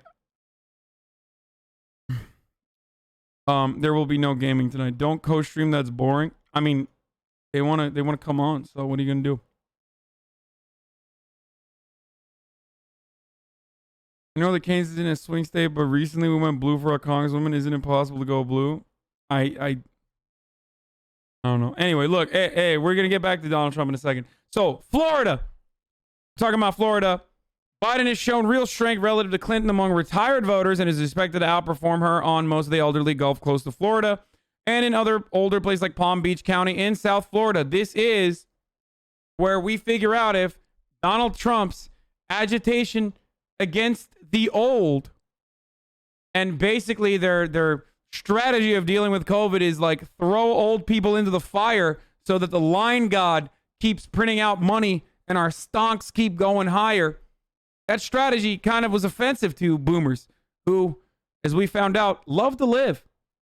Especially in the state of Florida, they love to live and they live to vote. And also they love to fuck. But that's besides the point. So we'll see what happens there. This is of course a demographic that Donald Trump needs to win. These are also areas overwhelmingly who vote early. So watch the result for clear swings towards Biden. Pinellas County and Tampa Bay barely went to Trump in 2016, and Biden opening with a healthy lead would be a very good sign for him. Biden is also expected to flip Seminole County and suburban Orlando and Duval County, Jacksonville from Trump, as losing statewide Democrats Andrew Gillum and Ben Nelson did in 2018. Now, the problem with Florida is that Andrew Gillum looked like he was slated to win and then lost by a razor-thin margin, but still lost overall. So we are a little worried looking at the 2016 data on whether or not Joe Biden is going to be able to make up that difference.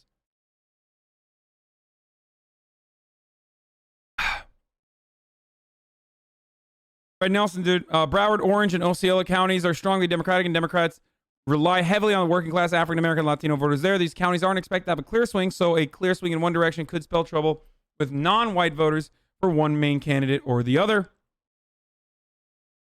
The elephant in the room is, of course, Miami-Dade County, the state's most populous county. Clinton won by 30 points in 2016, more than any Democratic presidential candidate in modern history, but it is maybe the only place in the country expected to swing strongly to Trump. Polls of the county of Cuban-American voters specifically, early voting turnout, and the results of the 2018 election show that it could swing by 10 points or more to Donald Trump. This swing is keeping Trump close in a state he won by just one last time, despite his dire situation in the national polls. Now remember, the reason why I'm fucking mentioning this, the reason why I talked about the Cuban vote is literally because, at least by looking at everyone who has talked to Cubans down there, the Cuban voting population down there, whether it's journalists or watching all these fucking interviews with the Cuban Republicans down there, these dudes have lost the plot. Okay, the older Cuban boomers, they're gone. The socialista messaging is very effective. They just think that like everything is socialism, and also Joe Biden is a socialist Trojan horse, or even, you know, I think Donald Trump literally said Che Guevara, or not Che Guevara. He said Fidel Castro was directing Donald Trump, like recently, like 3 days ago. Fidel Castro, for those of you who don't know, is dead. So that's a weird take. But of course, I don't know. Did I say Donald Trump? No, I meant Fidel Castro is directing Biden.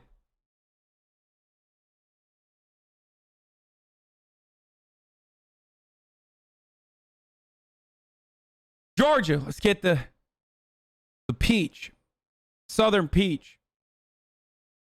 A state that is actually very unique. Now, in 2016, Trump won by 5 points. Georgia hasn't been won by Democrats in a long time, except it is currently a toss-up because the polling average shows Biden winning by 1.2 points. Now, that's too close to comfort. Too close. It is a relatively new swing state. It was really weird seeing Donald Trump go to the state of Georgia and campaign there. Just like it was weird seeing Joseph Robinette go to Georgia and campaign there. But it is now, because of its polling numbers, a toss-up. swing state, potentially. Now, as I've said already, if Georgia looks to be favoring Biden, or if the polling numbers reflect the reality on the ground, when votes start getting counted, then it's looking real bad for Donald Trump. Like, this is when we find out.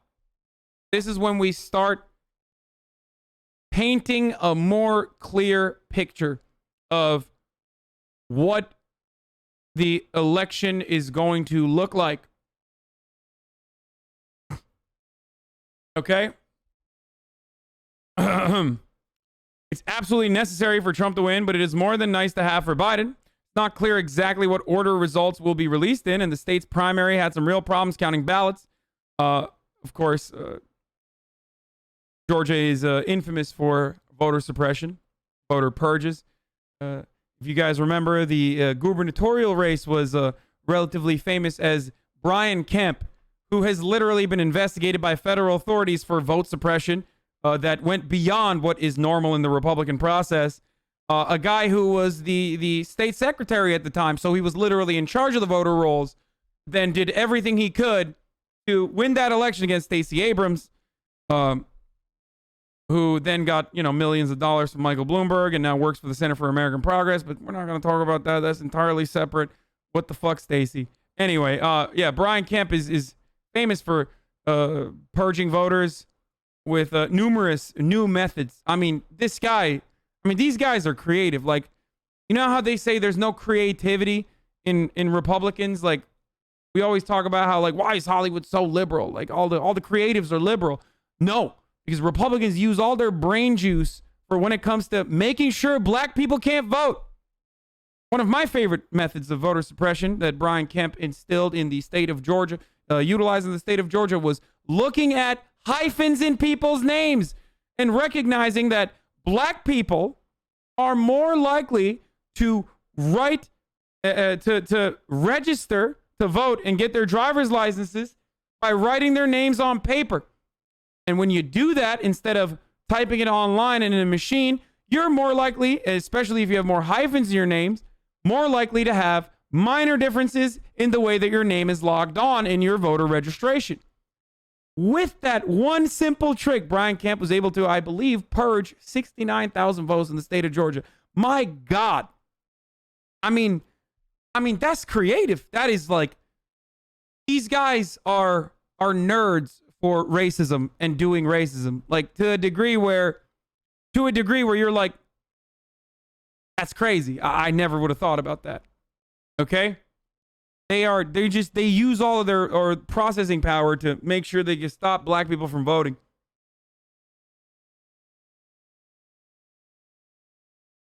Surgical precision, ladies and gentlemen.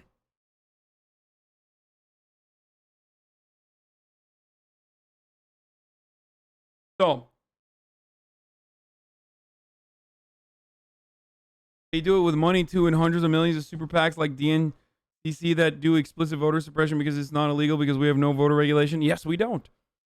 We do not have any regulation. We used to, and then the Supreme Court gutted it. So, and then Mitch McConnell refused to even look at the new Voter Rights Act that would implement some that would counter the Supreme Court decision back in, I think, 2012 was when it was gutted, to re-implement some checks on states that are notorious for voter suppression.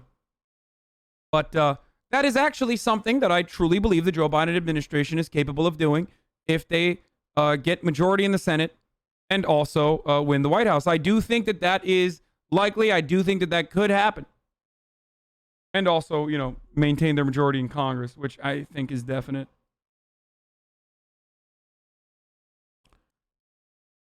Is this your election day shirt? What, you don't like it? Fuck you, dude. Anyway, let's keep going. Early votes should be tilted a bit more towards Biden than election day results, but as with Florida, most voters of both parties will vote early, so the gap between the early/mail vote and the final results should not be that large. The key counties to look at are rapidly growing Gwinnett and Cobb in suburban Atlanta, where Biden needs to be up by double digits to win, because it's more of a topping for Biden than a base ingredient. Biden leading the exit poll top lines would be a big early sign things are going well for him, even if he doesn't win the state.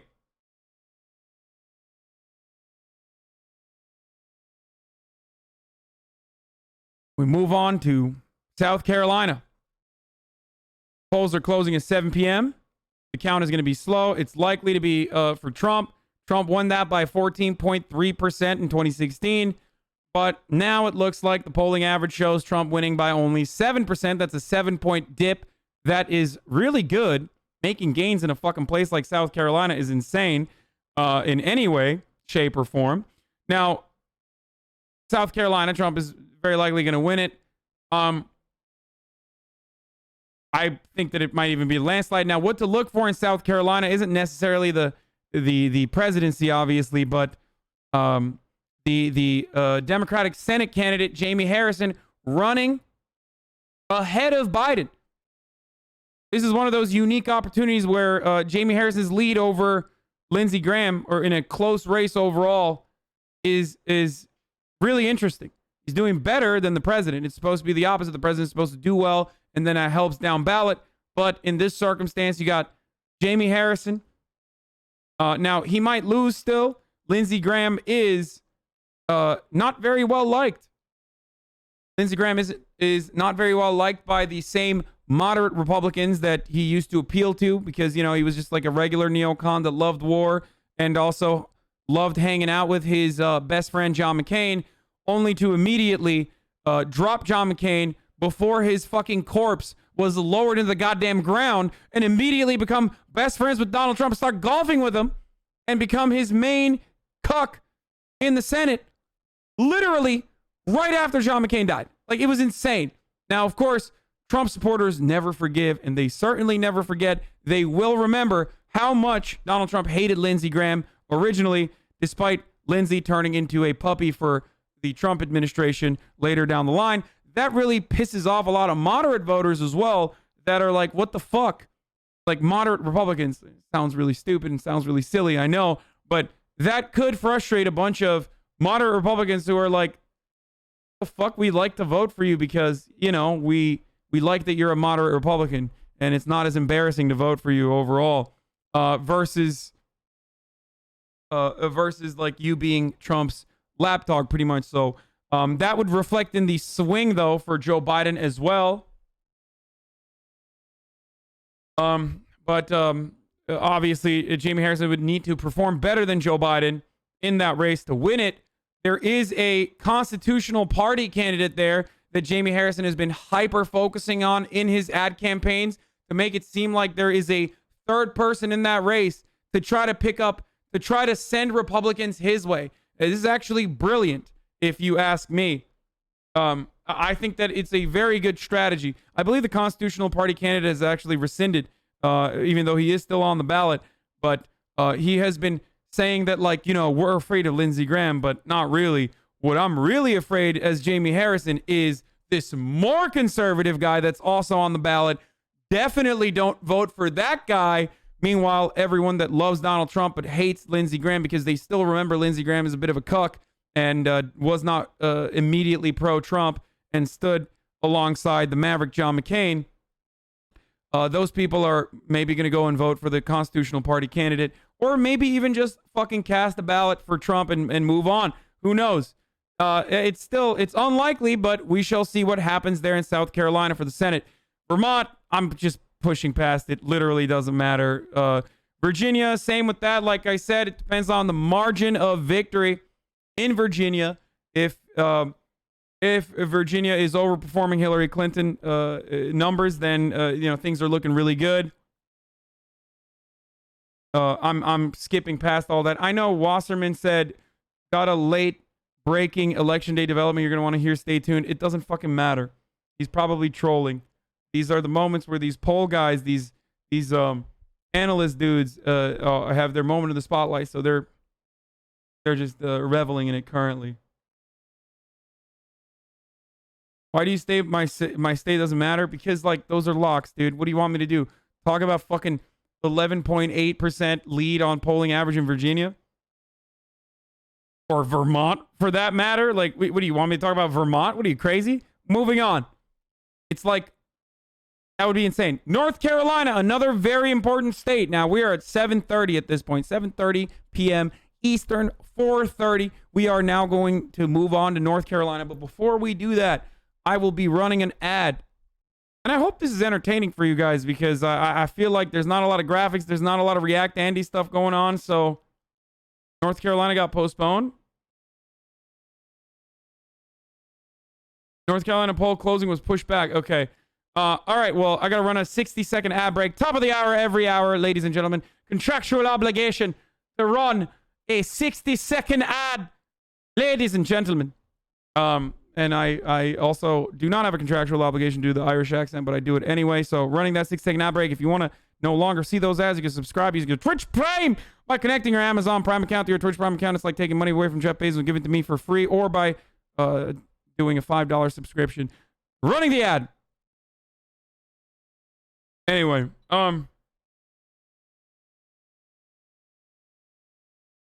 okay. We haven't even gotten to election results, and there's already 92,000 people watching. Holy fuck. Can we listen to the Bedlam in Goliath? I'm Goliath by the Mars Volta? No. Needs a little Irish drig to play when explaining hourly ads. I do. I do. Or you need to present myself as Irish. It makes me feel a little bit better. Overall, in the grand scheme of things, it makes me feel a little bit better. Do Hank Hill? No, that one like actually offends people. If we lose Texas, if the Democrats don't win Texas, I think it's exclusively because so many Texans that were in the margins saw my Hank Hill impersonation were like, yeah, fuck you.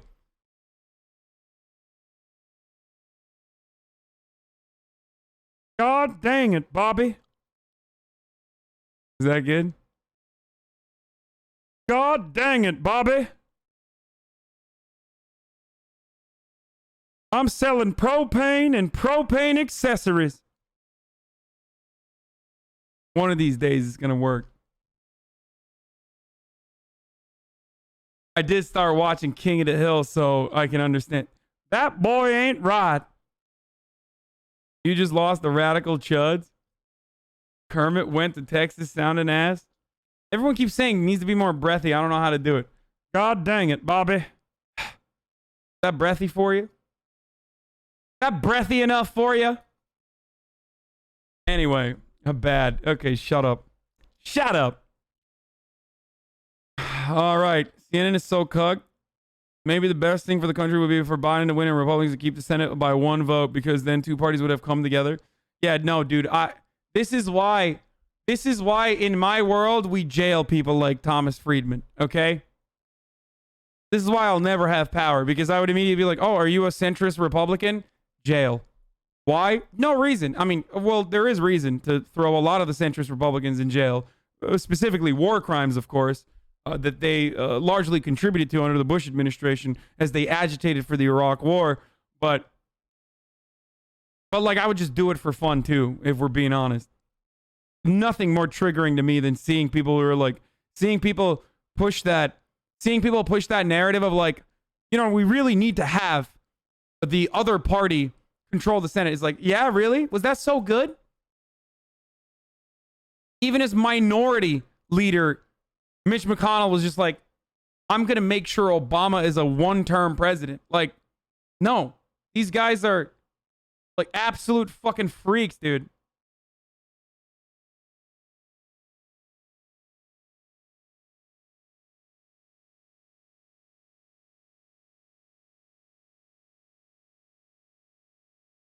Hold on one second.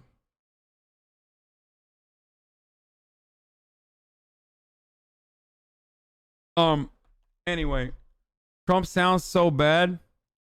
Sorry, I had to. Probably not the best option to say. This is why I would jail people like before a Jewish name. Man, shut the fuck up. Don't do that. Not today. Not on this holy day, okay? Shame on you. Shame on you with the fucking fake optics messaging when we have company here. Okay, we have guests in the house. Do better. Do better, Sweaty.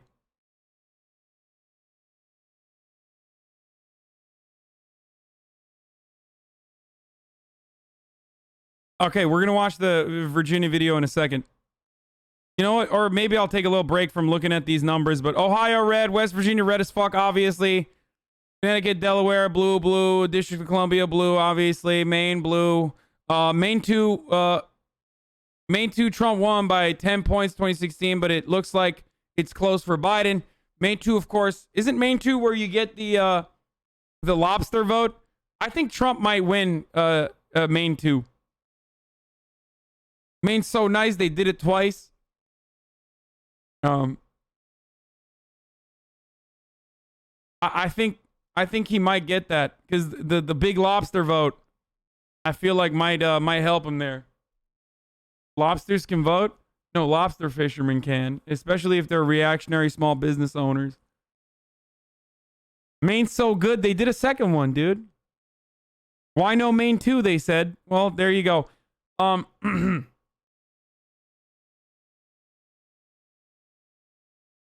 3 p.m. to 4 p.m., Broward was D41, R26, Independent 33 with a plus 15 lead on the Dem side. I live in Maine's 2nd district and it's definitely going to Trump. Yeah. Okay, let's watch low energy, actually. I want to see how low energy this piece of shit is. All right, let's take a look. Let's take a look at low energy Trump. So this is campaign headquarters on election day, and he looks tired as fuck. Now, to be honest with you, if I was fucking hopped up on whatever adrenochrome baby spinal fluid that they've tapped into his main veins over here for the last week, so he could literally fly around the entire country and leave all of his mega supporters in the cold without a shuttle on his tour to kill as many old voters as possible, I would be tired too. I mean, he did 5 a day. That's crazy shit. So let's take a look at what he had to say. I think I'm hearing we're doing well all over. I hear the lines are amazing. The lines have been amazing. And I think we're going to have a great night. We're going to have a great night. Lines are amazing. We're going to have, much more importantly, we're going to have a great 4 years. But I want to thank everybody. There's a tremendous group of people. Come on over here. This is the media. They're very nice. They treat us as Come on over. Kaylee, everybody, come on over. Young, attractive people that know politics, and someday, some of the people in this room, I predict, some of them will be president, I hope. But they've been working very hard, and I know you'll be here all night, and I think you're going to see some tremendous results. And, you know, we had rallies, there was love at those rallies, and there's never been rallies like that. There has never been, and I say it in front of the media, and they can check it, they can fact check it if they want. But there's never been anything like we just had.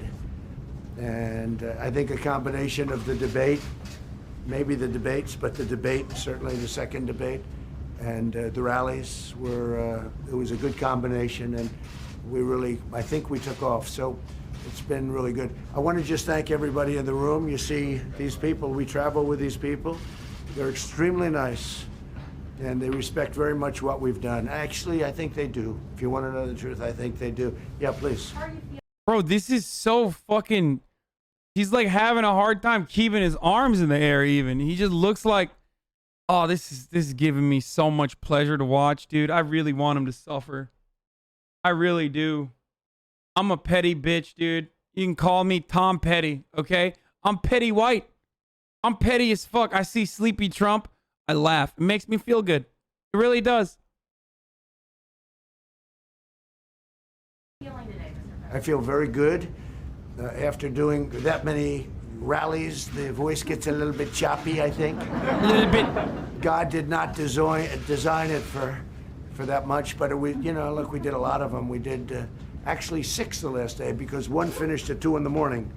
So I put it on. So we did 5 plus sort of 1. Design. So we did a lot, and no, I feel great. Trump is Irish. Really If you good. win tonight, what's your message to Americans who didn't vote for you? Everybody should come together, and I think success brings us together. We're going to have a tremendous success. We had 33.1% up in growth, GDP, and nobody's ever seen a number like that. The last time the number... I mean, it's a bit cheating to say this, but he is one of the few presidents to lose jobs as a consequence of COVID still, but like lose jobs in the end of his 4 years. specifically 1 million. So I think like, I mean, it's cheating because it's like it didn't entirely happen because of him. But like, I mean, I'm not above it. I'll fucking use that shit against them. I don't give a fuck. Fuck you. Should have done better, bitch. Come on, you know that don't count. Man, you act like Republicans would ever fucking be favorable or charitable to a Democratic candidate if that happened. I mean, he mishandled the pandemic. He could have certainly recovered it better. Same with the jobs numbers. But like, to say that it's entirely on his hands is untrue, I'll admit. But fuck him. Fuck him. How dare you lose 1 million jobs and then sit here and tell American people the GDP is growing. It's growing. Fuck you. Fuck you. Number was less than half, and I think that was in 1952. So we doubled up the number, more than doubled up the number. I think we're set for tremendous success, and success is going to bring unity. And it was bringing it before, and then we got hit with the China virus, and that certainly you had to go back, and I think we've done an incredible job with respect to that, other than public relations, because, and I'm not sure that it's possible to convince you of it, because, you know, you people were not really convincible no matter what we did, but we've done an incredible job, not only in handling it. Don't forget, we were expecting and people were projecting 2.2 million people. We closed up the greatest economy in the history of the world for any country, not just for our country. And we are now opening it up. We saved more than 2 million lives and did an incredible job with therapies or therapeutics and with, I think, maybe cures, because frankly, some of the stuff is so good. But if you look at the ventilator situation, we had a ventilator problem. And now with all the work that everybody's done, including Jared, people coming in from Silicon Valley, and now we're sending the ventilators all over, I mean, all over the world now, all over the world. We're producing them for other countries. But it's been an incredible period of time. And I think that if you look at, and I say it proudly, we are rounding the corner, but the vaccines are coming out very soon. They're having tremendous success. Johnson & Johnson, Moderna, Pfizer, and we're going to have something, we're going to have a very special. If this fucker loses tonight, like convincingly loses tonight because they're hitting like the poll numbers and Biden is performing well and the polling data is true and there isn't like any sort of fucking crazy turnout from like, I don't know, the white working class that did not go to college, like non-college educated whites or anything like that, I will lose it. Like I'm just thinking about that right now where it's like, fuck man, I'll be riding a high for like through 3 weeks after that. I'm being honest, I don't want to jinx it. And I still am fearful that like he's going to do everything he can in his fucking power to try to steal the election, obviously, but there's really not a pathway for victory for him outside of that. Like outside of just straight up fucking fraud and theft. But my God, I don't know. Jinxed and clipped. Well, if he wins, I'm not going to be more sad than I am because I already expect the worst. And if he loses, then fuck, that's awesome. Like it's a win-win for me in that circumstance. Like I'm already adjusted. I do think Biden is going to win, but I'm already adjusted to Donald Trump still fucking somehow pulling it off by utilizing the Supreme Court, shit like that. You know what I mean? So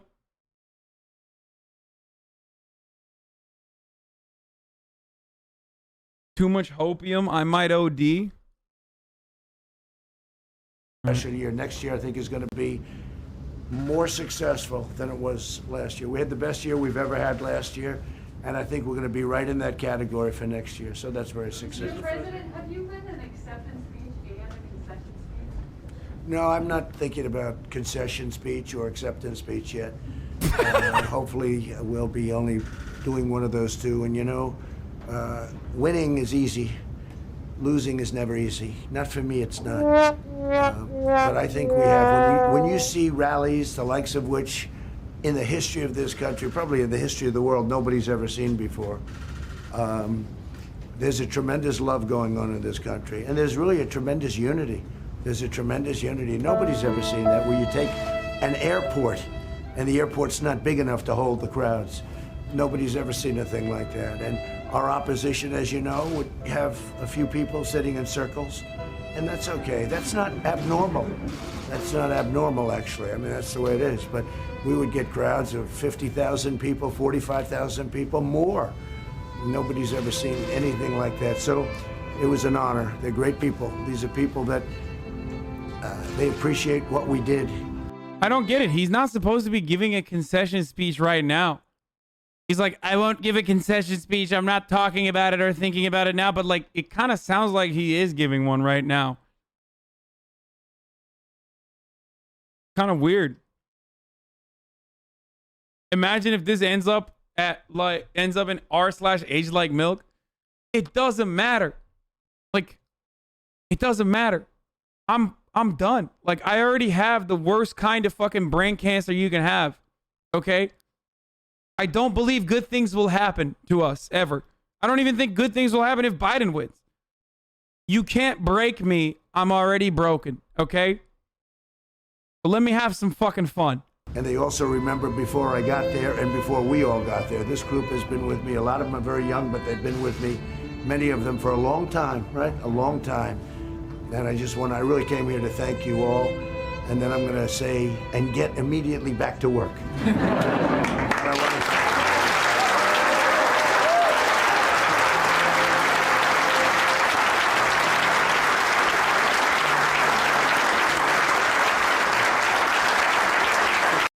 Like, the fact that Republicans like Jared Kushner when he's the most bi-coastal elite soy person you could ever fathom. Like, if someone were to be like, if without looking at Jared Kushner, without knowing his existence, if someone's like, Ben Garrison, draw a liberal soy boy, you would literally draw Jared Kushner.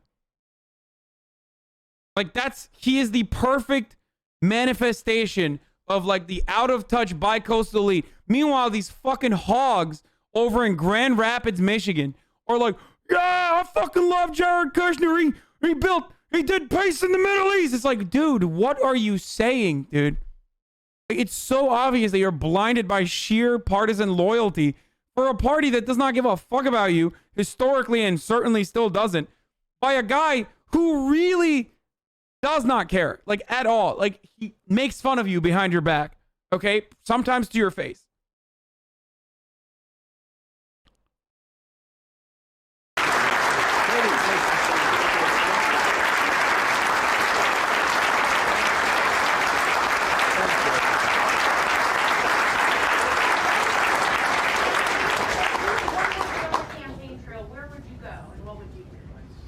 Well, we spent a lot of time in Pennsylvania. It's always been a very good place for me. I went to college there. It's always been good. I think Pennsylvania is very important. Florida is very important, obviously. A lot of people talked about Texas, and Texas is, we will have a tremendous victory there based on, you know, everything that you see. This is no longer polls. This is now we're looking at what's happening. It'll be a tremendous victory in Texas. I'm hearing we're doing tremendously well in Arizona. I think we're doing well all over, yeah. Well, I think you'll know possibly tonight, depending on the extent of a victory. I think you could know tonight. I think the ruling on Pennsylvania was an unfortunate one by the Supreme Court, because I think we should know what happens on the night. Let people put their ballots in earlier. But you have to have numbers. You can't have these things delayed for many days and maybe weeks. You can't do that. The whole world is waiting. This country is waiting, but the entire reason why people were unable to bring in their ballots earlier is literally because of your administration's efforts in undermining the U.S. Postal Service and then straight up fucking pushing to make sure that anything postmarked anything postmarked for November 3rd that comes in after November 3rd is just not fucking counted. Like, or, well, in Pennsylvania it will, right? And not in Wisconsin, though. And it is remarkable that he's acting like he's not the person directly responsible for it. Why am I getting mad? I should just be watching this for as it is and play the sad violin music in the background. The world is waiting. And a lot of shenanigans, a lot of bad things happen with ballots when you say, oh, let's devote days and days, and all of a sudden the ballot count changes. And you take a look at Philadelphia, the history of Philadelphia politics. No, I don't put people on their honor code. I don't think it's right. And I think it's a very dangerous thing that they've done with that decision. I agree, Mr. President. I too believe the city of brotherly love is a bunch of dudes who are yelling all the time. They eat poop off the street. They eat horse poop when the fucking Eagles wins. You're right, sir, on that front. Very weird. Things that happen in Philadelphia, and I don't understand it. Every time I've been there, they're very mean. I go to the tourism cheesesteak spot, and they're like, you don't speak American, get the fuck out. I don't know why they're doing that. It's an odd thing to do.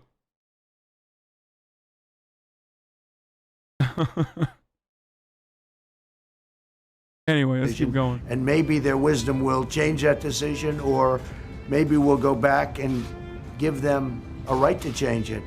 But that's it's a very dangerous decision for this country, what they did with Pennsylvania, and some others also. You have to have a date, and the date happens to be November 3rd, and we should be entitled to know who won on November 3rd. And if somebody comes along and puts a ballot in way late, they shouldn't be. They should put the ballot in earlier. There's no reason why they can't put the ballot in 2 weeks earlier or 1 week earlier. I think it's a very dangerous decision for our country. In many ways, dangerous. In many ways. Yeah. Will you speak to the American people tonight, regardless of the outcome or not? Well, I may. I mean, we're going to have to see. We have a big night planned. We're going to have a very big night. I just think we're going to have a tremendous. I think we're going to have it. Look, I'm looking right now. I'm looking at different locations.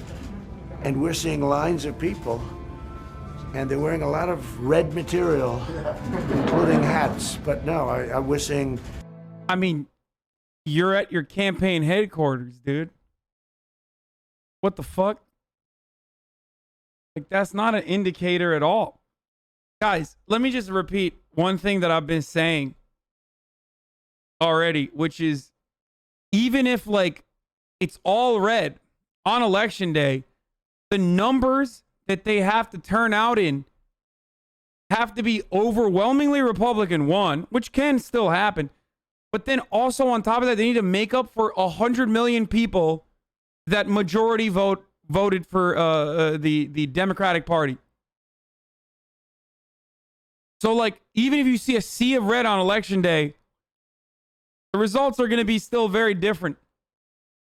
I hope Trump wins so he can pee-pee poo-poo. I think he'll pee-pee poo-poo regardless, brother, even if he wins or loses. In certain areas that would be Trump areas, we're seeing lines of people that are extended for miles. You're seeing it too. I mean, you don't have to say it, but you're seeing it too. So I think we're going to have a great night, but it's politics and it's elections, and you never know. I can say that Texas, Arizona, a few of them are looking really very, very strong. Florida, looking very, very strong. They spent hundreds of millions of dollars in Florida. But the people of Florida, they know I love them and they love me. You know, we just have a automatic bond. Yeah, please. What are you seeing in Florida, especially in terms of seniors? Are you worried about any slippage there? Or do you think No, I don't think we're going to have any slippage. I think we're going to have, look, my relationship to seniors. I happen to be a senior. I don't want to say that too loud in this group of people that are. Dude, I'm a senior. So is Joe Biden, bitch. What do you mean? On the senior line, like, Joe Biden is definitely more senior than you. At least he not only looks senior, he sounds senior too. Unsubbing, watch Okay Buddy right now. Dude, no, I'm not going to fucking do Okay Buddy right now in the middle of election coverage. Shut the fuck up. That are averaging about 20 years old, but I don't think we're going to have anything. I think if anything, we're going to do very well. I have seen, and we have seen, African Americans way up, and Hispanic Americans way up, and people have seen that. And you know, I've said with regard to African American, the black community, I've done more than any other president, with the exception of Abraham Lincoln. And sometimes I say with the possible exception of Abraham Lincoln, but this line isn't for black people. This line is for white people to feel more comfortable. This is a line that they use when people are like, you're racist. They're like, how could I be racist? I voted for the president that is better for the African Americans than Abraham Lincoln.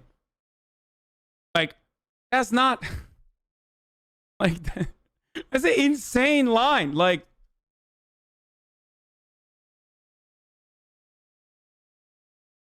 whatever. Anyway. Give him a lot of credit, right? But I've done more than any other president in the history of this country for African American, the black community. And they understand it. Criminal justice reform, prison reform, historically black colleges and universities. You look at what we've done. Opportunity zones with Tim Scott of South Carolina, who's great. Nobody's done what I've done in terms of the African American community. So, and they see it. And they're tired of being used. If he did so much for the black community, then why the fuck is he desperately trying to stop black people from voting? Like, if you're so confident that you killed it for the black community, then why the fuck is your crony in Florida doing everything he can to institute a poll tax, for example? Why is the Republican Supreme Court in Florida saying, no, it's actually constitutional to have a poll tax for the overwhelmingly black and brown felons that recently democratically had their right to vote restored? By Republicans, too, by the way. It was a 70% ballot measure that was voted in by 70%. So, like, Republicans were literally on board with it. But professional Republicans, and I say this a lot, but it bears repeating, professional Republicans are demons, okay? They're crazy. They're bad people. And professional Democrats are, too. Certainly, but goddamn, Republicans just like, they portray themselves as the villain very openly. Used by the Democrats for 100 years. I mean, it's like been 100 years. So I think we're doing very well there, and I've heard we're doing very well with the Hispanic community. Did you put any of your own money into your campaign? What's it? Did you put any of your own money into your campaign? Well, you'll see that in the filings. But we had plenty of money, I will tell you. We had plenty of money. And what I didn't do is call up Wall Street and say, send me $25 million to the head of every firm. I could have done that. I would have been the all-time king of fundraising if I did that. But once you do that, you can no longer deal properly with them. You just can't. So I didn't do that. We could have done that. I could have raised much more money. I mean, Hillary Clinton spent much more money than I did. And in this case, when they raise that much money, that means to me they're making deals. And that can happen. So thank you very much. We'll maybe see you later. Have an exciting day. And for you, I just appreciate everything you've all done, and we'll see you soon, okay? Very low energy. Not good. He's looking weak. He didn't do the double dick jerk off hand motion. Not looking too good for the president. Don't like it, folks. Believe me. All right. Let's see what his low energy Andy on Fox and Friends, apparently. Let's take a look at what he had to say on Fox and Friends. So, Mr. President, the analysis of what they're talking about and some of the things you've said, they are suggesting that you may declare victory if the early numbers favor you. At what point will you declare victory? When there's victory. If there's victory, I think we'll have victory. I think the polls are, suppression polls, and I think we'll have victory. What the fuck? What, did he roll out of bed? Is he still in bed? Oh, dude, that's so bad, dude. What the fuck? Yo, that's so awesome. Oh, God. He's not hammered. Trump does not drink alcoholic beverages, ladies and gentlemen. That is, do not assume that he's hammered. He is not a drinker. He might be mixing up his drugs a little bit, but he's certainly not a drinker. Will you declare victory? When there's victory. If there's victory, I think we'll have victory. I think the polls are, suppression polls, and I think we'll have victory, but only when there's victory. I mean, there's no reason to play games. And I think we'll have victory. I think I look at it as being a very, a very solid chance at winning here. I don't know what the chances are. I don't know how they rate the chances, but I think we have a very solid chance of winning. So, Mr. President, the analysis of what they're talking about. Found Xanax in Lil Pump's luggage and thought it was Pez. No, this is 4 hours in between him arriving at the White House. Like the interview is like super early in the morning, and he literally did 5 rallies the day before, the night before, all the way up to the night before. So like, it totally does make sense. Wait, where's Timasius's list? I lost it. Timasius, you want to send that again? Stop bullying. Man, fuck Donald Trump, dude. What do you mean? Stop bullying Donald Trump. Fuck him. And if you support him, fuck you too. Okay? There you go. Just stop bullying my racist white supremacist president. You're hurting his fifis. He won't be able to do as much white supremacy if he's hurt. Oh no. Oh no. Fuck Donald Trump. And if you like Donald Trump, fuck you too. Okay? Get fucked. Full interview. Joe Biden returns to Scranton for election day visit. Trump was complaining about Fox today too. It was awkward for the host. Let's see. On the stump before. Right. Mr. President, I know you've said on the stump before, I wouldn't have gotten into this job or ran for this job if the previous administration wasn't, in your words, so bad. And some have said that Barack Obama's come out to be the bad cop, to go after you. One of the things he said last night was he's going around spreading COVID like he's a carrier because he cares more about having these big crowds than he does keeping people safe. Do you want to respond to the former president? Well, fortunately, he's drawing flies. He's not getting anybody to go listen to him too much. This is not true, but actually, Fox puts him on more than anybody else, which is sort of shocking to me because Fox has changed a lot. And somebody said, what's the biggest difference between this and 4 years ago? And I say Fox. It's much different. You still have great people. But you're three of them. But you know, Mr. President, can I just say one thing? What they try to do with Fox, in terms of but politics. we just want to show both. Unlike the other networks, they were trying to show both sides. So, hey, here's President Trump live. Here's Joe Biden live. Because we feel it's a responsibility to sell. We report, they decide. Yeah, right. So I don't think it's an endorsement of anybody. But go ahead. When President Obama speaks, does he get under your skin? They say in the old days, they he's the reason. They wouldn't put Sleepy Joe Biden on every time he opened his mouth. They had other networks for that, frankly. And damn, I mean, we knew he was pissed. Hold on. Wait a minute. What is that I hear in the background? It was run, it's a much different operation. I'm just telling you, it's much different. And, and you have great people when you have Sean and you have Laura and yourselves, and you have some incredible people. Yeah. I'm just saying, Tucker's been great. I think you really have incredible people, but it's much different. I could name some of your side players, and you'll interview. You had a period of time. I think you're still doing it, but you had Democrats on more than you had Republicans, and look, it's different. I'm not complaining. I'm just telling people it's one of the. They always say Orange Man bad, but why they no say Orange Man sad?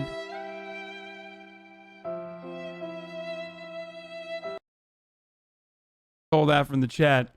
And one of the fucking first tweets, first lines that I can see in the chat. I can't even credit anyone for the jokes that I steal from them now because it's fucking impossible. Chat is bedlam right now. Jesus, Lord mercy. Why is he? Okay, I'm gonna watch the Kornacki videos. All right, here. Here's our fucking numbers boy, Kornacki. Nate Cohn and Steve Kornacki are two numbers guys that I do like. So let's Kornacki, give us that 30,000-foot view of this race, where it stands right now at 11:07 here in the East. Yeah, let's take a look here, Craig, as we continue to wait for the first polls to close not long from now. Here's the battleground map here coming into tonight. And, of course, the big story here is that the president is playing defense. All these states you see here in the battleground are states that Trump won in 2016, that he's trying to defend, trying to shore up, trying to hold on to at least 270 states worth of electoral votes to get himself reelected. Now, a lot of these states, like Arizona, like Texas, Florida, Georgia, North Carolina, Ohio, these states are very close in the polling. Donald Trump, very close when you look at polls of these different states. But there are some of these battleground states, especially these two, Wisconsin and Michigan, where the polling hasn't been nearly as close. These are the two states, the two battlegrounds that Trump won in 2016, where he has lagged the farthest behind Joe Biden consistently in this race. And then there's also Pennsylvania, which is somewhere in between. Our final poll in Pennsylvania, NBC Marist poll, put Joe Biden ahead by 5 points. So again, that is not as close as a lot of these other battleground states. So from Donald Trump's standpoint, here's what he has to do here. If he does not get Wisconsin and Michigan, you can see right away, I'll show you what this would look like. If he does not get Wisconsin and Michigan, where, again, he trails by the most, and then loses Pennsylvania, where he comes in today down 5 points in polling, well, there it is. Joe Biden's going to be over 270. So Trump has to get Pennsylvania in this scenario. But then all those close battleground states I just checked off here, Trump wouldn't need one of them. He wouldn't need some of them. He'd need to win all of them. He'd need to sweep through the rest of the battlegrounds. Every state right now, maybe he's down a point, maybe he's down 2, maybe it's tied in the polling. Every single one of them has to break his way. Plus, he's then got to pull off the upset there in Pennsylvania. That is a very, very narrow path. And if it doesn't all go his way, that could be it for him. In previous elections, we've said Florida, Florida, Florida. Tonight, it would seem as if it is going to be Pennsylvania, Pennsylvania, Pennsylvania. Steve Kornacki. Steve, thanks as always, sir. We should note here, we will all be tracking Steve Kornacki tonight as well. Check this out. Dude, what the fuck? They made him an emote. Tracking Kornacki.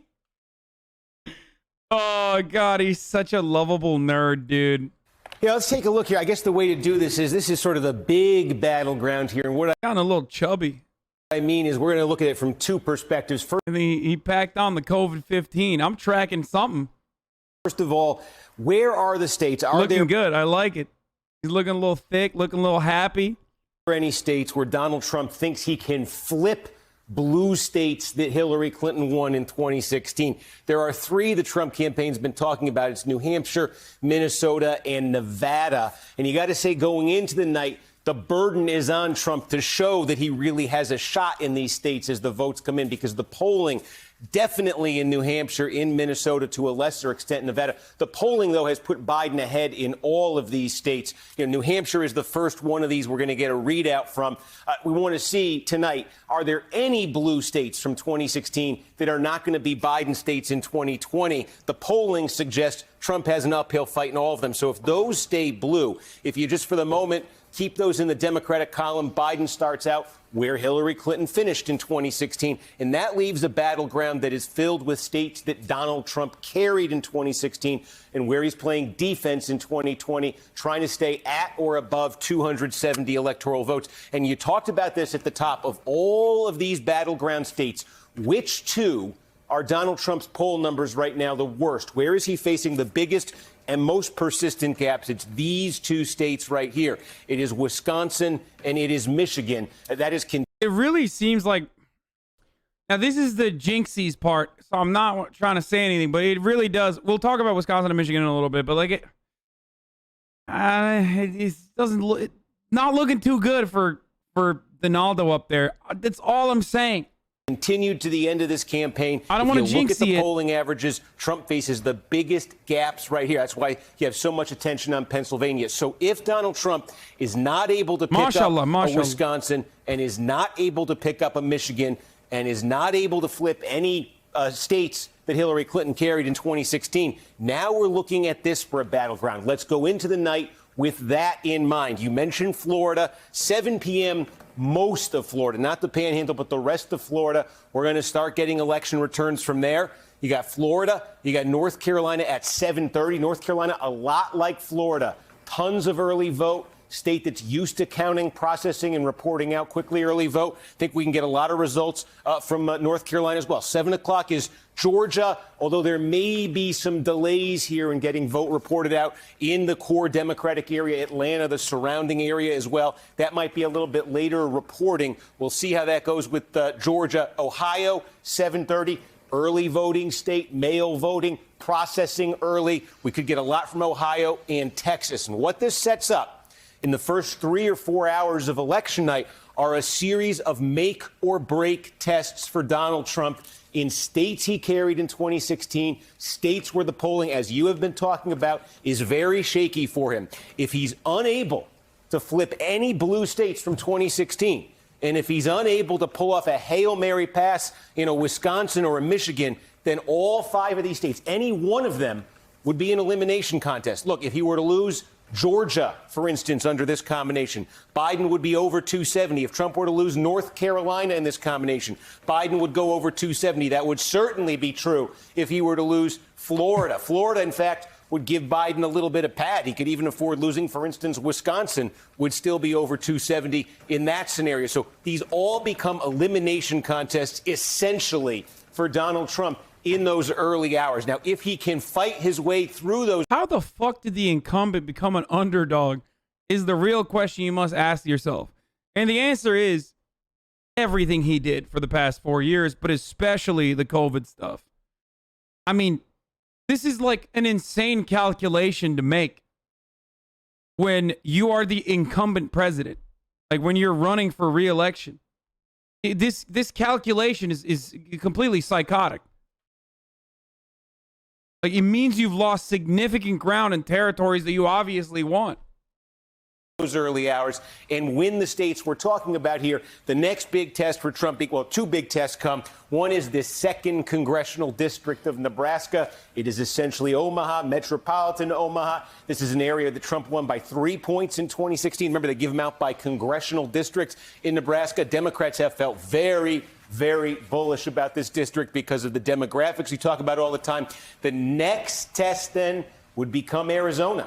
And if the Democrats are getting Nebraska too, and if Trump has somehow survived all 5 states we talked about here, Arizona is an elimination contest because that plus Nebraska too. Then the race gets to Maricopa County, boys. Then the race is about Maricopa County and Biden's Hispanic voter turnout. And also the Never-Trumpers, actually. It would be really unique to watch that in that circumstance. Because like Arizona is, as I've said before, one of those states where you do have a significant number of Never-Trump Republicans who have, alongside John McCain, I guess, despise Donald Trump and don't really have that big of an issue with Joe Biden. Joe Biden is low-key kind of a moderate Republican himself, so that's where all the efforts that Joe Biden has made with like John Kasich or having Cindy McCain on the transition team, stuff like that actually comes into play in an area like that. Would also, under this combination, get Joe Biden there. So you see it tonight. Trump has got to win state after state after state to stay alive. If he does, we can then start talking about Pennsylvania. Must win Pennsylvania. He's got to get through. Trump does all these other states to bring it down to Pennsylvania. If he's able to bring it down to Pennsylvania, that is the state where we expect to have the slow count, the mail-in ballots that could take days. That's where that scenario could kick in, that this could take a while. But Trump's got a lot of work to do before he can get there. Thanks for checking out MSN. I have to change my banner because the original banner that I had is wrong. The OK Buddy socials is wrong. Rickalaf secretly sent a wrong graphic to me. And there's 111,000 people in here, so I thought, what better opportunity to do a live edit to correct an error here. If 2020 election is contested, this is what happens, according to Van Jones. On election night, everybody's waiting for news of the call. Now it appears President Reagan has won. And he has called Reagan and congratulated him. That's when the losing presidential candidate calls the winner to concede the election. A few Maoist Van Jones, baby. Let's see what he has to say here. Also, let me see. Social banner. Let me change this. Downloads. Hasan Socials update. Should work better now. Minutes ago, I called President Bush, President Clinton, Senator Barack Obama, President congratulated Donald Trump to ensure the smooth transition of power. Now, of course, that's not always how it goes down. The vice president has recalled the governor and retracted his concession. He's not ready to give this up just yet. Election night is just the start of what can actually be a very lengthy process to officially pick the president, a particular risk in 2020. Will you commit to making sure that there is a peaceful transferal of power after the election? Well, we're going to have to see what happens. You know that I've been complaining very strongly about the ballots. My single greatest concern. This president's going to try to steal this election. Now let's back up for a second. When you vote for president, you're not doing it directly. That's why a candidate can win the popular vote, but not the presidency. What you're actually doing, you're voting for electors. Those are people who are appointed in each state to then choose the president and the vice president. Federal law says all election disputes at the state level need to be wrapped up by December 8th so the electors can cast their ballots on December the 14th. Now, each state governor has got to certify the electors. It's a dumb fucking system, but also it shows you how gross it is that Brett Kavanaugh, a fucking Supreme Court justice, would say something along the lines of, oh, votes that are coming in after the fact might be able to flip the votes or flip the results when votes postmarked before November 3rd are very much in play and have historically been so, and especially at a time when there's a pandemic, should be counted. It's ridiculous. It's absolutely preposterous. It's undemocratic.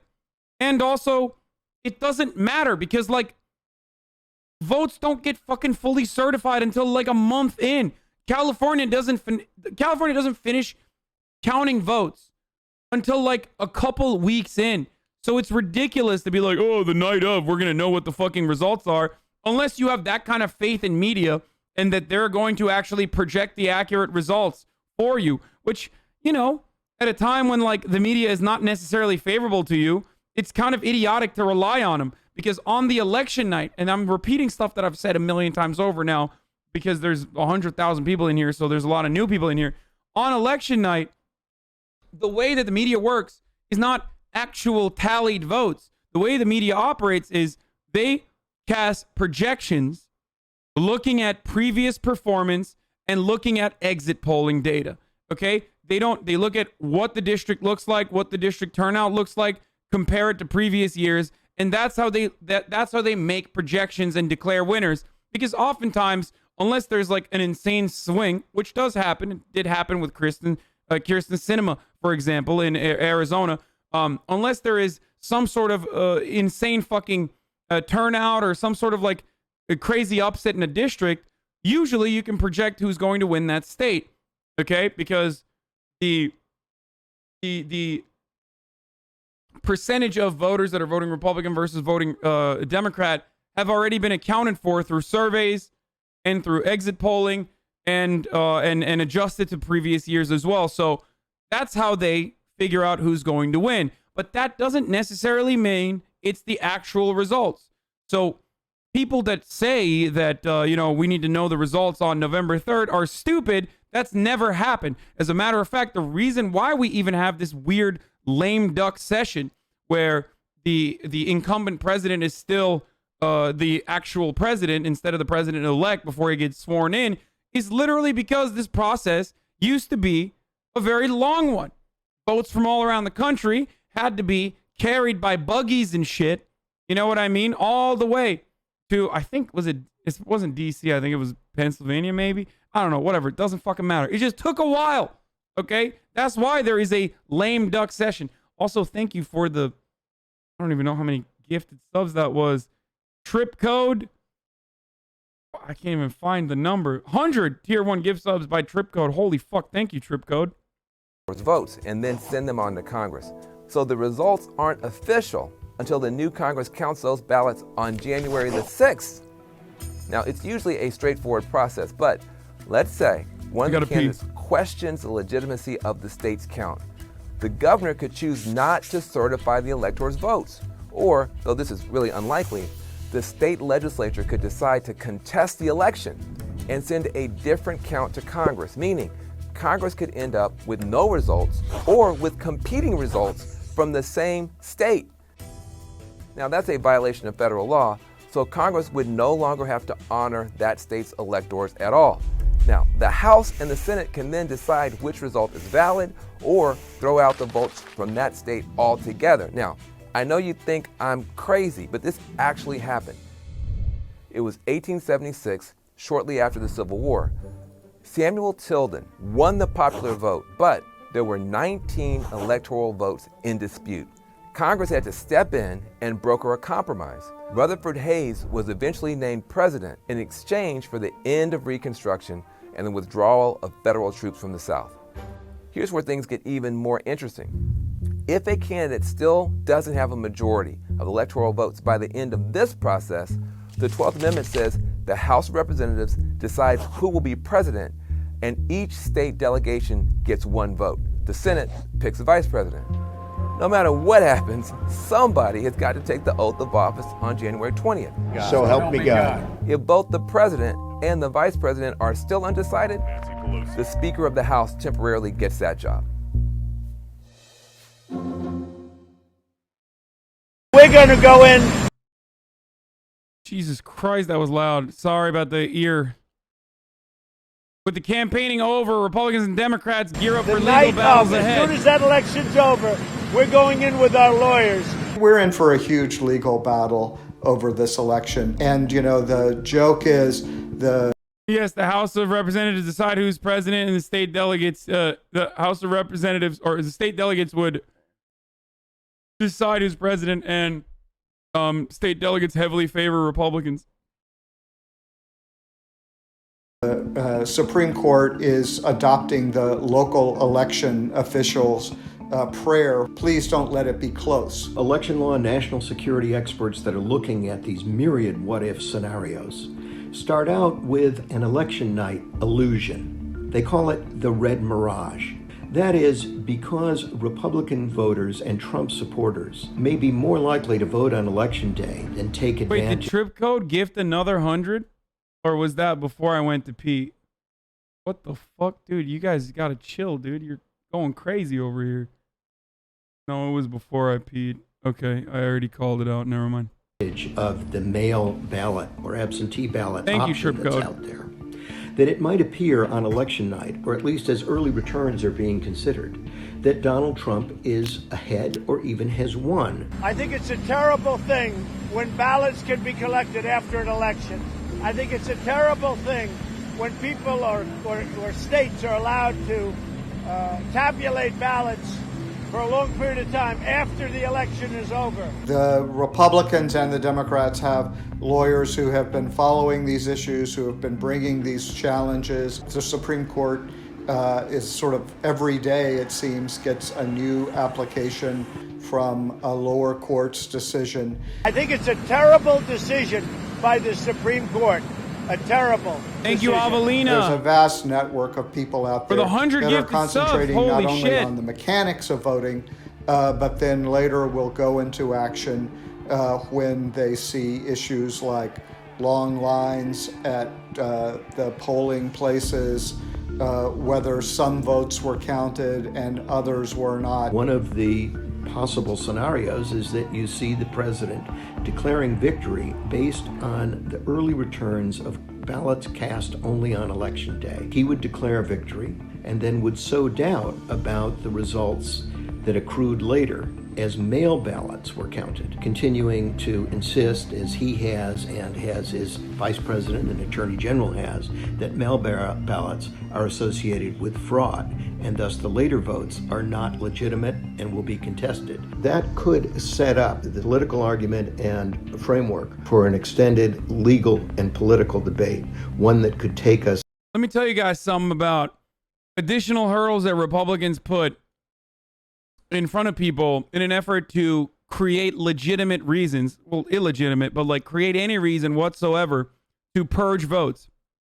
So we talked about this last night with Mike from PA, aka Central Committee, where Pennsylvania, for example, has something called the secrecy ballot. Now, this already exists in a state like Oregon as well.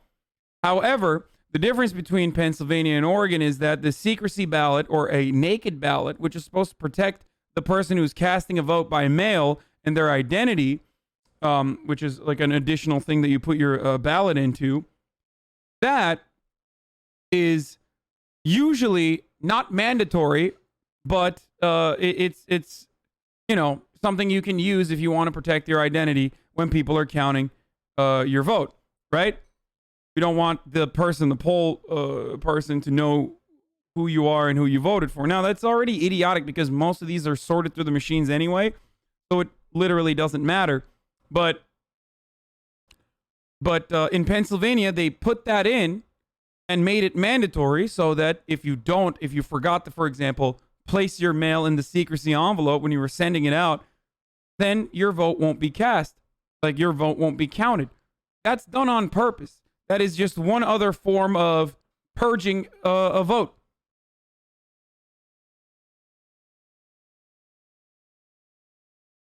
All this stuff is completely baseless. Whenever they say stuff like, for example, oh, this is to protect the integrity of elections and election security, it's a lie. There have been numerous studies conducted by Republican think tanks, Democratic think tanks, liberals, conservatives, and even bipartisan studies conducted. George W. Bush had a committee that found no voter fraud, or like such small amounts of voter fraud that it's negligible. Same with even Donald Trump, who claimed as a sore loser that the 3 million extra votes that Hillary Clinton got in the popular vote were actually all illegals. He said 10 million illegals voted. 10 million illegals voted, even though he fucking won the Electoral College. It wasn't enough for him. And then he set up an electoral integrity committee, and that election, he was a sore winner. Sorry, I said sore loser. And that election integrity committee found nothing, because there isn't a real problem with voter fraud. There's actually a much larger problem with electoral fraud, whether it be ballot harvesting or voter suppression, which would be one form of electoral fraud, election fraud. So the real issue is what Republicans do, but as is the case with everything that Republicans do and say, they are just projecting their own misdeeds onto the Democratic Party in an effort to double bind them, both by doing elections fraud and then acting like there is such a thing as voter fraud that Democrats are engaging in an effort to do even more election fraud in the form of voter suppression.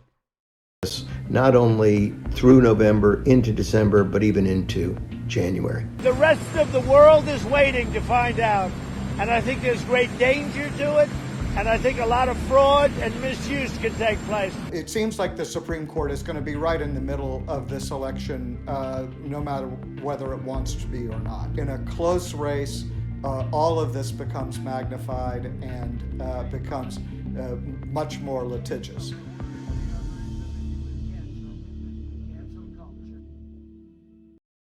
So, anyway, there's like the first exit polls are going to come out soon, aren't they?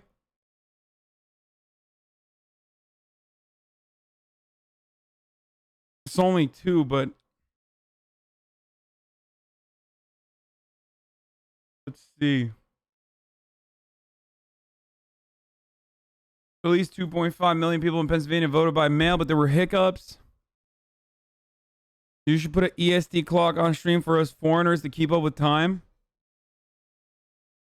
How do I convince my grandmother that Trump is a terrible president? Look, I can't. I don't know about that. I can't give you an answer for that, but I'll tell you this much, okay? As far as Donald Trump declaring victory tonight. Yes, I do think that he will declare victory tonight, no matter what, unless it's like a complete fucking wipeout for Joe Biden, like he loses Florida and he loses like Georgia or North Carolina or something. Then he will not declare victory tonight because he can't declare victory tonight. But anything short of that, if races are close, if he's slated to win, he is going to declare victory. He's going to do that, and then his message is probably going to get suppressed by the media and by outlets that correctly say this is false, this is not real. And same with Twitter and same with Facebook. You're going to see the very same like annoying free speech absolutists be like, no, Donald Trump as the fucking president should be able to lie to the American people and sow discord and confusion at a super heated time. He should absolutely have the freedom to do so. This sets a really terrible precedent, blah, blah, blah, all this other nonsense. Anyway, but it doesn't matter. So, Sonic Fox, what the fuck? Wait, is that the Sonic Fox? Thank you for the 100 gift subs. Anyway, before I move on to the armed man was arrested outside of a North Carolina polling place. And before we get to the exit polls, of course, I need to run a top of the hour, every hour, 60-second ad break if you want to avoid the ads for the rest of the coverage, for the rest of the broadcast, and have uninterrupted access. Subscribe with your Twitch Prime for free or with your regular Prime or regular $5 tier 1 subscription. All right. There you go. 60-second ad break. Most of you don't even fucking see it.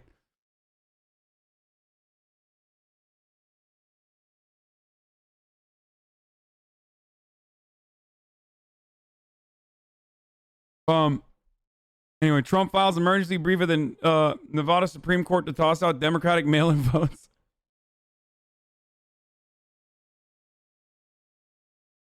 Wait, what the fuck? Wait.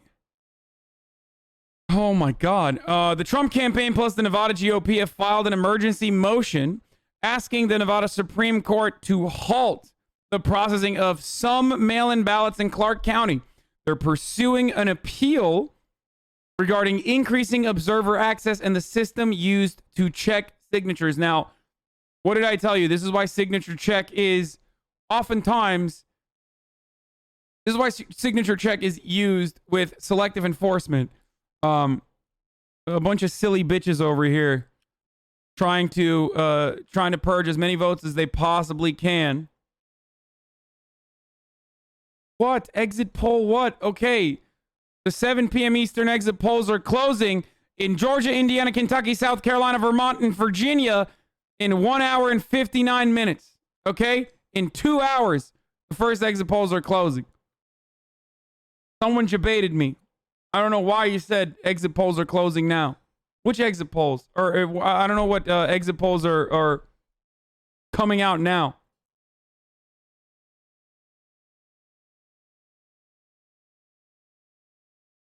Anyway. Polls are not the same as exit polls. True. Exit polls in 1 hour.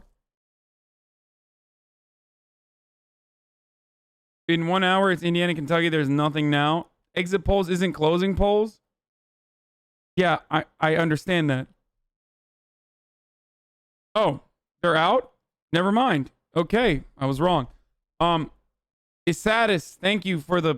Jesus Christ, guys. Thank you for the 69 subs, Isatis. The sex number. All right, COVID-19. All right. We have our first information. COVID-19 economy and healthcare are among 2020's dominating voting issues. Wait, hold on. So we could see him here this evening if he just... Oh, in Wilmington, Delaware. Okay. We already talked about it. Nevada GOP is attempting to purge Democratic votes, Democratic mail-in votes here in Nevada. It's likely to not work.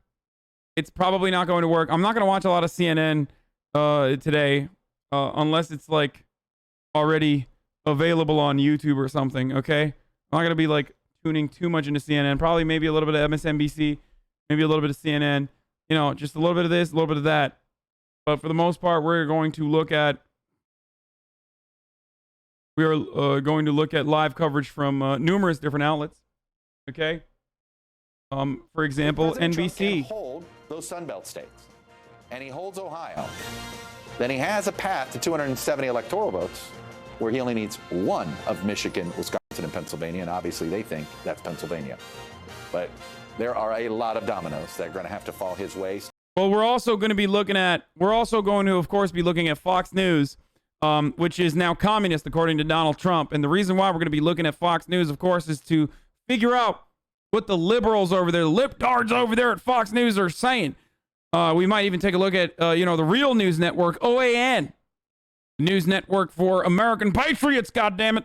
The only outlet that is brave enough to show a resounding victory for Donald Trump, our glorious president.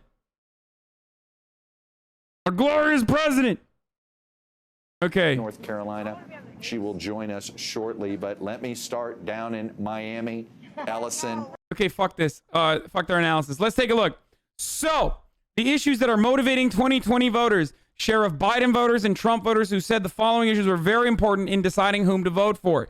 93% of Biden voters said controlling the COVID-19 spread was a motivating factor, very important for them to decide who they're voting for. As I said before, ladies and gentlemen, as I told you already, this is a huge deal for most people that voted for Joseph Robinette here.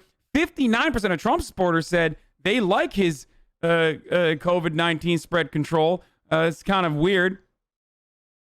Unifying the country, 84% says they voted for Biden for that reason. 60% of Trump supporters are, of course, delusional and said Trump is uniting the country, despite the fact that he literally ran on saying fuck you to the blue states and has continued to do that. Universal health care coverage, 83% of Biden voters said they're motivated by that. 43% of Trump supporters said they're motivated by Donald Trump. Obviously, that makes sense. These are all liberal issues for the most part. Protecting Obamacare, 75 to 14%. Lowering healthcare costs, 76 to 61%. As you can see here, Trump supporters care about lowering healthcare costs as well, something that he ran on too.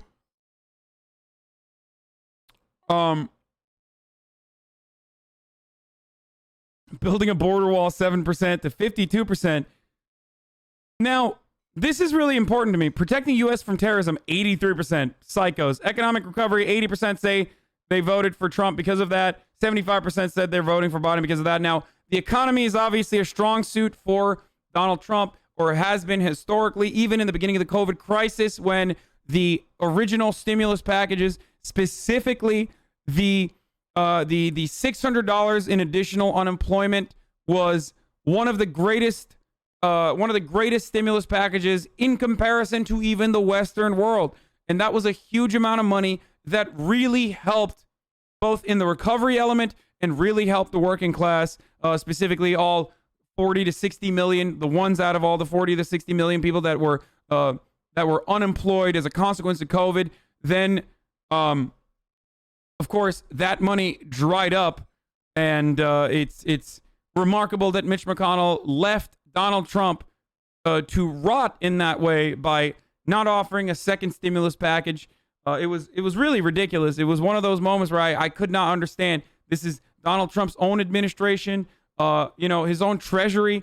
Like, in these fundamentally important and oftentimes right-wing economists were all in favor of opening up the money cannon and releasing the money kraken to the American working class. Now, this was one of the reasons why we saw a 17% increase in retail spending immediately during COVID. We saw people literally get out of poverty as a consequence of this direct cash infusion to the working class. And that was crumbs, of course, in comparison to the trillions of dollars that the American corporations and the wealthy received. But still, of course, it was truly a really good opportunity for Donald Trump. If he were to double that money, I think that his chances of re-election would probably be looking a lot better.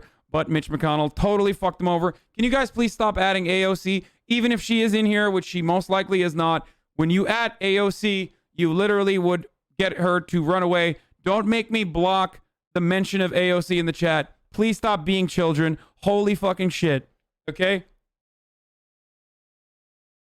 It's not funny. It's not cute.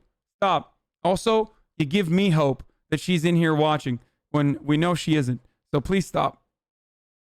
Oh, Gloria La Riva? No, I did not. BLS HVSM? No.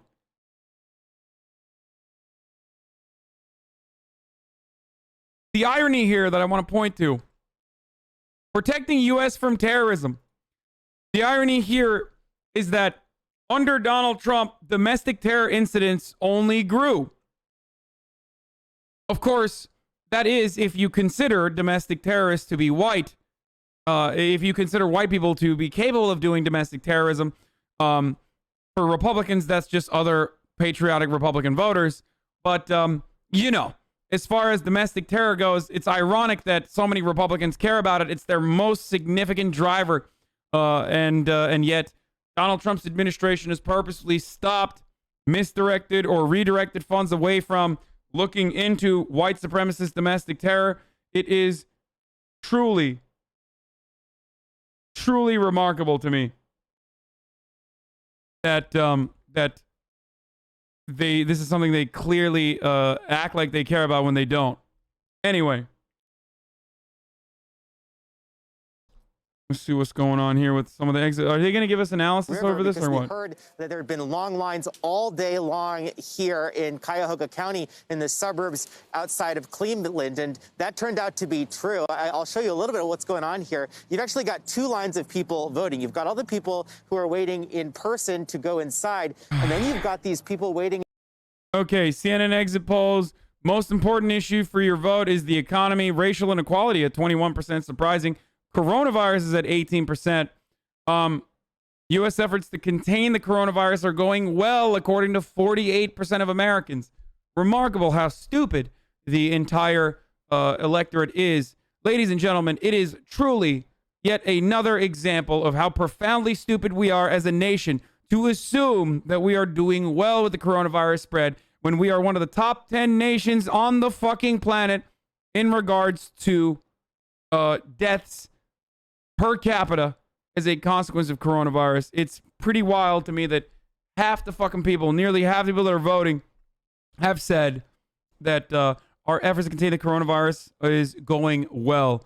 Anyway, what is more important to do now? Contain coronavirus, 52% says that. Rebuild the economy, 42% says that as well. That's not all Americans, that's voters, lol. That's true, actually. But still, it's Americans that matter currently as it pertains to this day. And that's not even all voters. That's just voters that respond to the exit polls.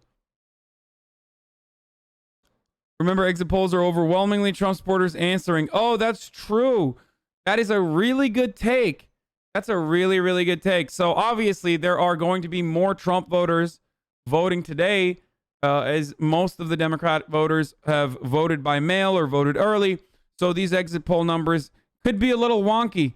That is true. I didn't even consider that. And these are early exit polls too.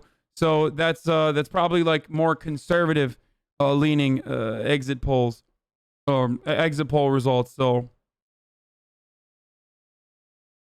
not splitting up between Democrats and Republicans is a shit way to do stats. Bernie's new friend after what Warren did to him.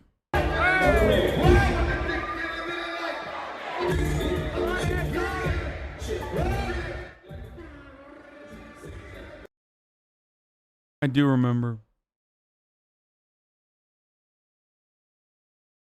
Last night you were streaming Trump's speech and more people were watching your commentary on it than people watching it on Trump's own channel on Twitch. LMAO, he had 800 something viewers. It was embarrassing for someone who gets off on crowd size and viewership.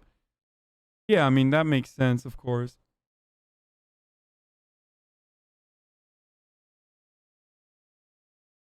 If these exit polls are wonky because of early voting, how are news networks going to use exit polls to predict the outcome? Exit polls is only one way to do projections. And also they weigh the exit polls in comparison to the number of people that have early voted and how that swung Republican versus Democrat. Why are Republicans so adamant on voting on Election Day? Well, because Donald Trump told them that mail-in ballots are fake news. I don't know. I heard about this, but I don't know. Not to make you panic or anything like that, but USPS has said that they failed to meet deadlines set by U.S. District Court Judge Emmett Sullivan to sweep facilities and immediately deliver remaining mail-in ballots. As of this week, the USPS said that there were some 300,000 ballots that lacked a delivery scan. There are only 1 or 2 inspectors in any one facility, and thus they do not have the ability to personally scour the entire facility. Indeed, doing so would be impractical given the size of the facility and would take them away from their other pressing election mail-related responsibilities, as detailed above. The inspectors say they will be identified facilities throughout the evening, but dozens of states have due dates tonight, after which votes are invalidated. Now, out of those 300,000, we don't know. I don't think that we know how many of them are going to states where the deadline is capped at November 3rd.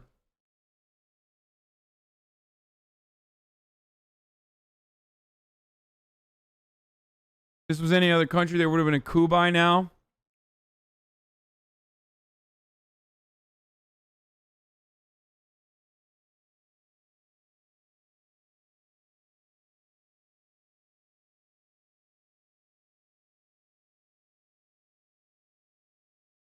Gary, the producers just got done voting in West Hollywood, only waited like 5 minutes in line. That's pretty cool. And I think a lot of that, I think the reason why 12,000 new voter registrations today in Michigan, ooh, that could be good or that could be bad.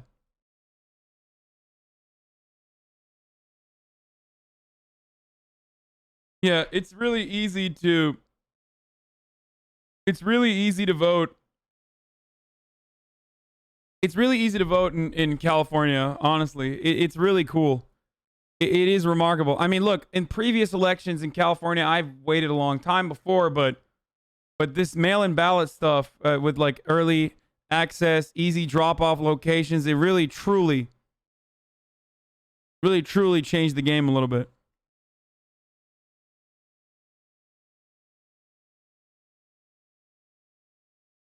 I did same-day registration too. Yeah, California, you can do same-day registration. If you haven't registered yet, Nate Silver said they ignore the exit polls this year because they are not represented in the electorate. Mail-in ballots are not counted. Yeah. Still, it's good to see what the... No, exit polls should not be ignored at all. It's a good way to show what the same-day voters are thinking. It's a good way to show how much of them are Republican. Iowa voters, a little more narrow. This is an older electorate, 49-45. North Carolina, 51-45, so 6. Not quite that 10-point spread there. You see where I'm going with this? Ohio, look at how narrow this spread is. Economy, actually, with a 1-point advantage over the coronavirus. So essentially, Ohio split on this question. Texas voters narrowly on the virus question over the economy. And I believe we have Nevada voters coming up here in a minute as well. Here's Pennsylvania voters. You can see there it's a 9-point split, virus versus the economy. And finally, Michigan voters, a 13-point split there of virus to the economy. That's a state that has obviously had more restrictions than some of the other ones. Georgia voters, it looks like the national number there, a 10-point spread between virus over the economy. I know I've got Wisconsin coming up here. This is a big gap when we have Wisconsin. This is crazy. These are, remember, these are supposed to be overwhelmingly Republican numbers. Republicans were claiming that it was going to be like a 70% to 30% swing towards Republicans. So if these exit polls are still showing Democrat interest, Democrat leaning takes with 52% of early exit poll data oftentimes reflects older voters. If these older, more Republican, supposedly same-day voters are still showing within a margin of error, showing 50% to 50% numbers, then that's remarkable. That is really good for the Democratic Party. NBC News' Capitol Hill correspondent. It's Joshua Johnson, who is, and also I'm going to be fucking giving you hella hopium. Now, exit polls, of course, are not reflective of what is going on, but it is one metric to look at with how much movement you are seeing on same-day votes from Republicans.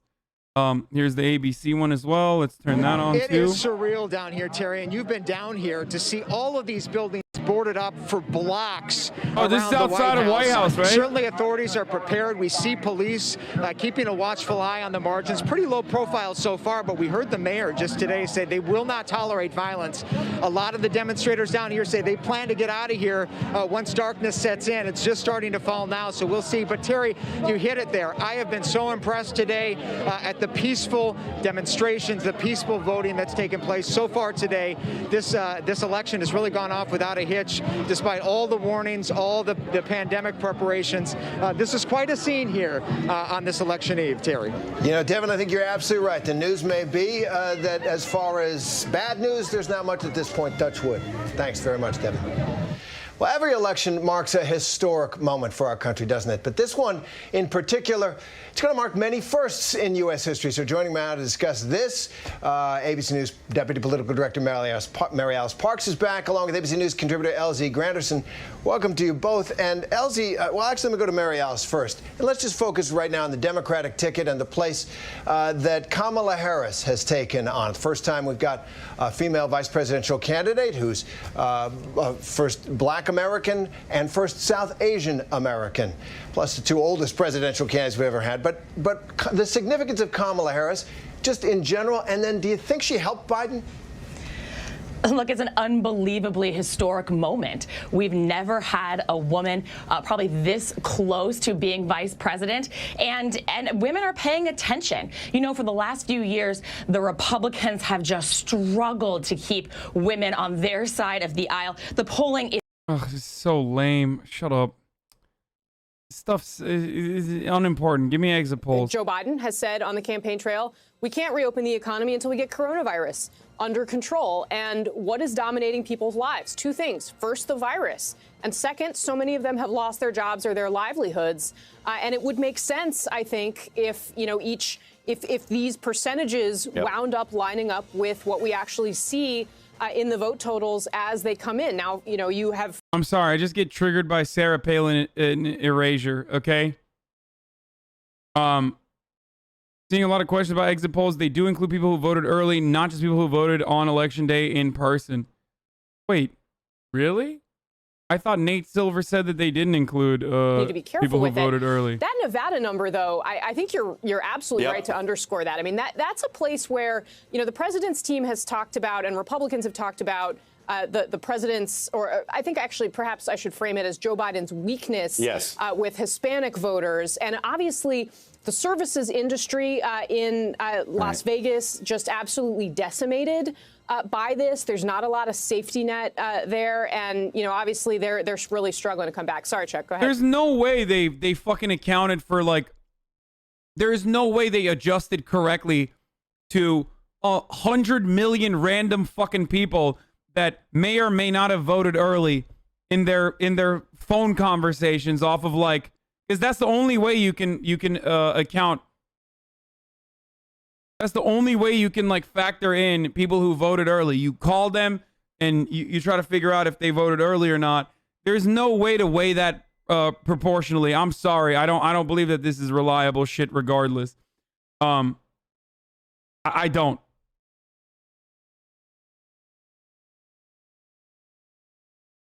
The first wave of exit polls don't factor in early ones. Late ones might. Yeah, there's no way they got that estimation correct. Overlaps. I mean, if we look at it again, and by the way, exit polls already are notoriously, they're notoriously unreliable. It's not like they're incredibly reliable under normal circumstances, but this is yet another factor that makes them even more unreliable.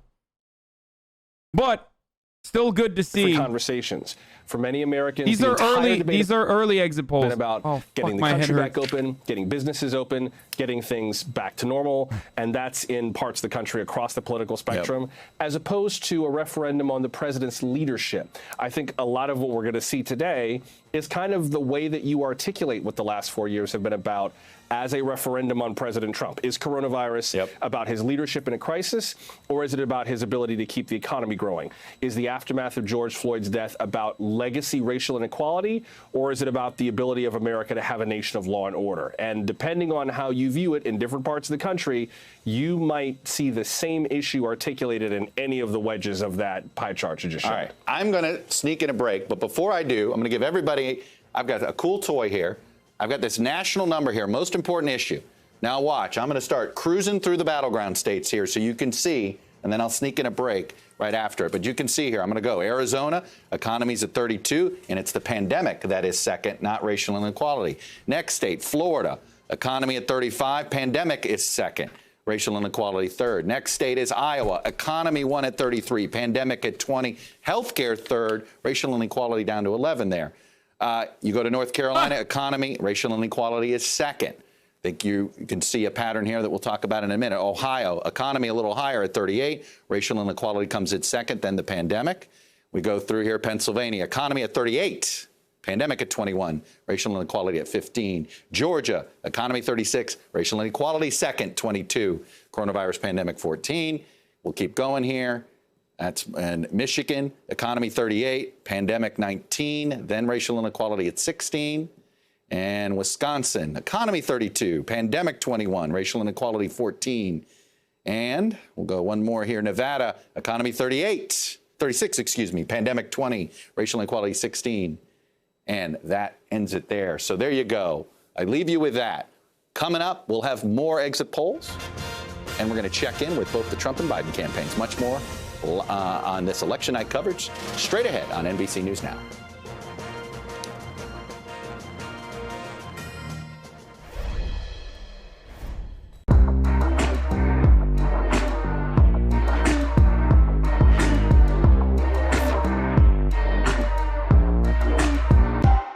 Sorry, I had to pee again. I'm gonna be peeing a lot more because of drinking a lot of water, because I have a headache already, because I haven't really gotten enough sleep, unfortunately. So today is a day where I will be peeing a lot. What the fuck? No, climate change on any of these is an important issue.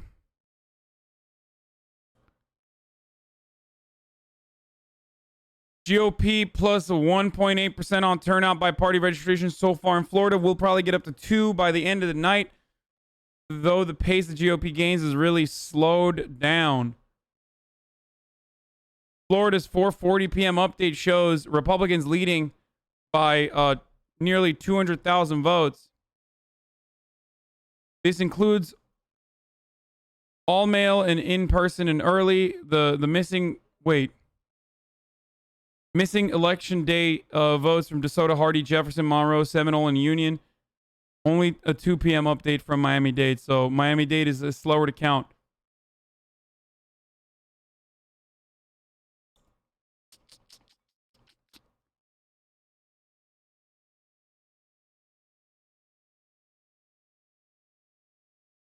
Read the subtweet, please. What?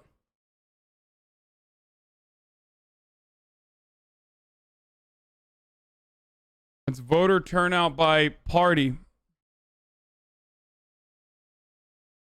Independent voters, this time around, seemingly, independent voters are also splitting for Democrats as well. Republicans may be up 200K, but what percent of the MPA are going for the Dems? Yeah. So this isn't terrible for Biden at all. Actually, it's pretty decent. Earlier, I estimated that GOP 3.5 was roughly the break-even point, i.e. Trump favored if above that number, otherwise Biden, based on what most polls shows an edge for Biden among independents, but that's a fairly rough estimate. Yeah. You're really going to be surprised when Trump gets 300 electoral votes? Wait.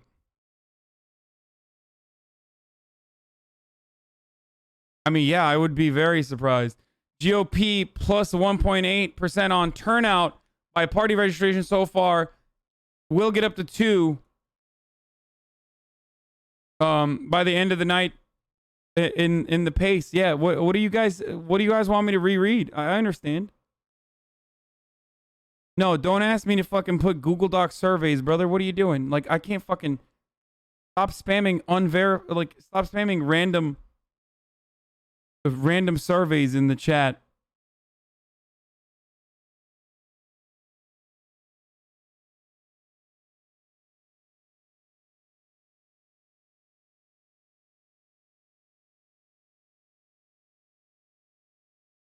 Biden would be a favorite in a GOP +3 electorate or anything bluer. Yes, I understand.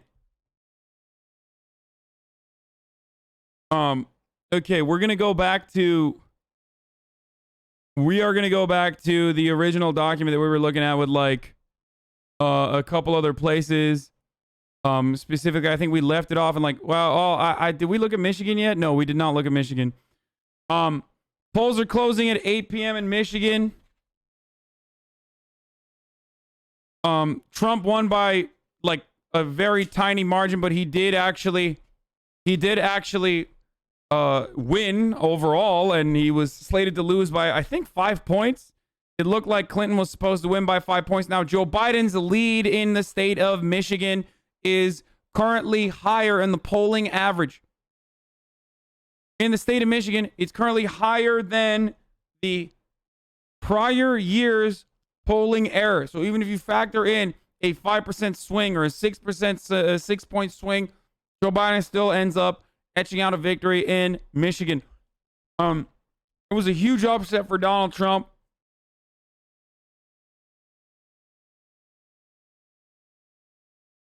Check this out. You won't be surprised at who donates to Trump. Okay, we'll look at the Fox voter polls. Fascinating data was a political contribution occupation by employer. Donald Trump's top donors include NYPD, U.S. Marines, ranchers, and homeowners. Facebook employees, university professors, and others in academia give more to Joe Biden. Shocked to find out that Donald Trump is a coalition of diners, drivers, and dives, okay?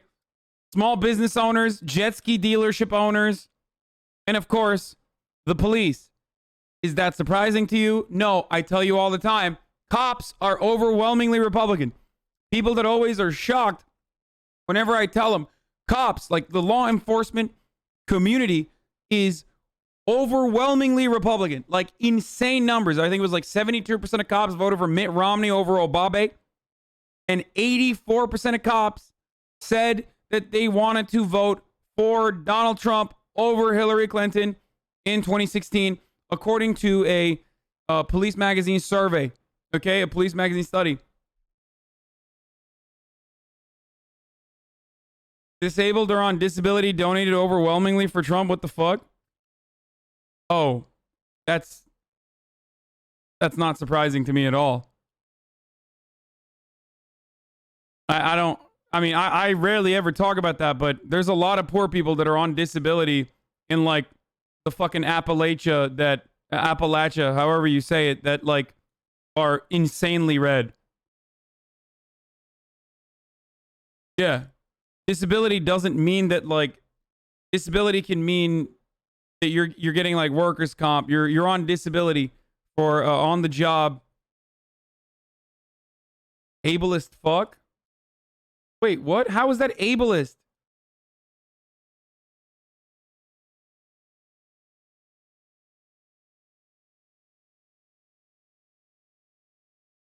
You're telling me I'm being ableist for talking about a fucking data point about people on disability? Yeah, no, people injured on the fucking job get disability payments.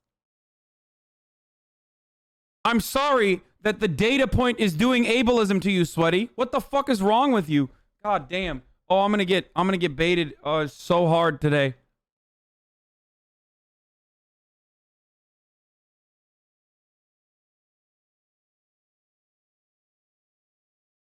This does not bode well for having 100. Yeah.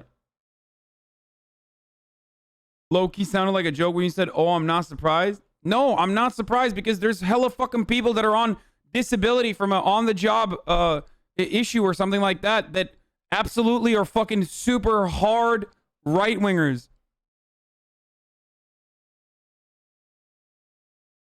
No, I'm not surprised at all. If you've ever listened to like some of the Chapo FYM boys, like they low-key sometimes talk about it or meme on it a little bit.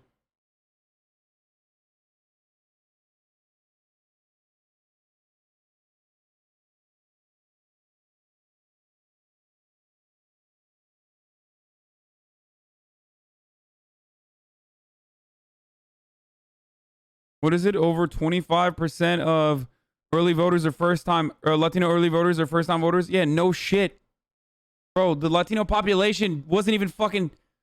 I mean, a big chunk of the Latino population wasn't even fucking eligible to vote last election cycle. That's why over 25% of Latino early voters are first-time voters. Because the Latino population is very young. I think like the most frequent age in the Latino population, in the Hispanic population in this country is 13. For white people, that number is 58. The most common age of a white person in America is 58. The most common age for a Latino in this country is 13. Yeah.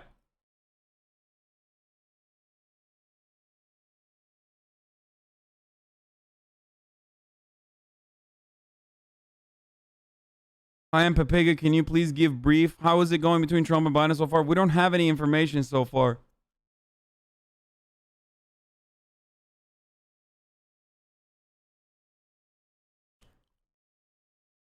Mean is a better measure of central tendency than mode in this situation, though.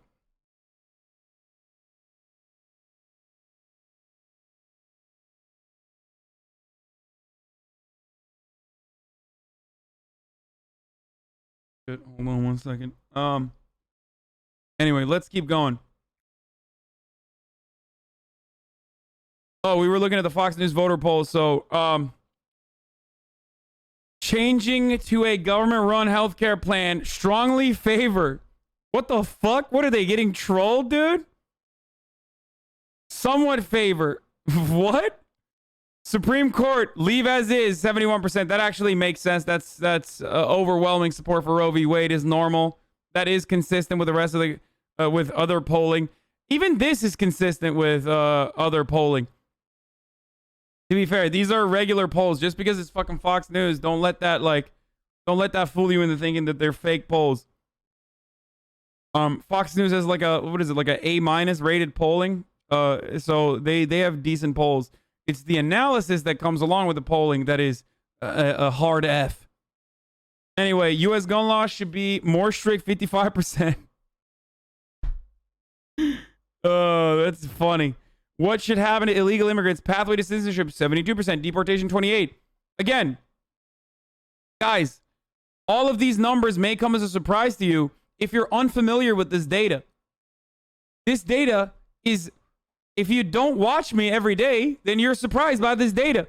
What do I always fucking say? What do I always say about Roe v. Wade? The overwhelming majority are supportive of Roe v. Wade. The overwhelming majority of Americans are supportive of pathway to citizenship for the 11 million undocumented immigrants that live in this country. Even fucking Trump supporters. I'm telling you, these are exit polls that, again, aren't the most reliable, but still, they are consistent with polling that we have. That's why I get mad at the Republican Party and also the Democratic Party as well, because the Republican Party just straight up tailors their messaging to heavy propensity, like very likely voters that are definitely going to go out and vote and like are super fans of the party, like the evangelicals and shit, when in fact the will of the majority is never reflected in their agenda. Even Republicans.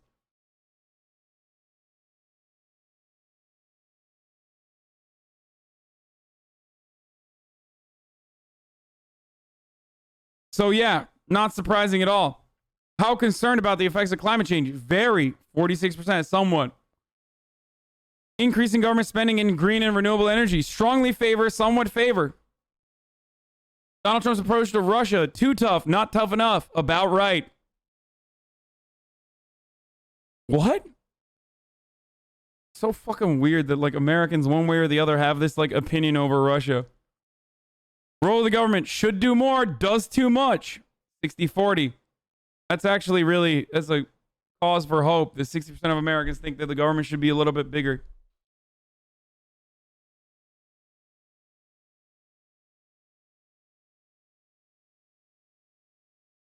Requiring people to wear masks outside of their homes strongly favor, says 60%. 18% say somewhat favor. 10% say somewhat oppose. Strongly opposes 11%. How serious is the problem of racism in U.S. society? Very, say nearly 50% of the country. And 29 says somewhat. That's really good too. What do I always say? These motherfuckers are not the majority. They never have been. They never will be. The difference is they're not silent either. They're very loud. They're the very loud minority, and also they're fun to watch. They're entertaining to watch. They're entertaining to dunk on. I do it all the time. But that should not give you a false understanding of what America looks like. Here's some more exit polls. 41% of voters say they are better off than they were 4 years ago. 38% say they're about the same, while 20% say they're worse off per nationwide polls.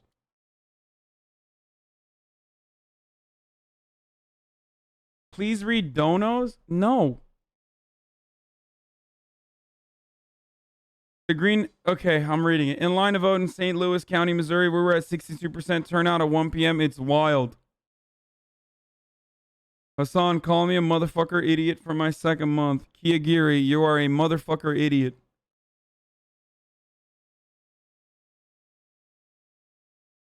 EU viewer and YouTube lurker, what's your thoughts on America's future if Democrats win the presidency, Senate, and House?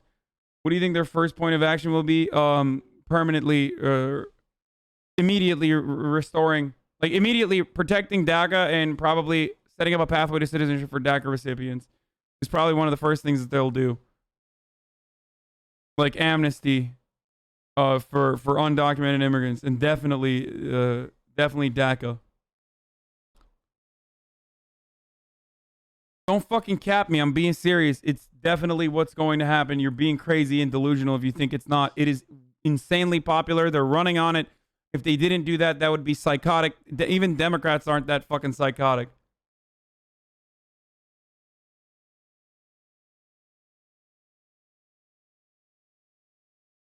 Marco Rubio.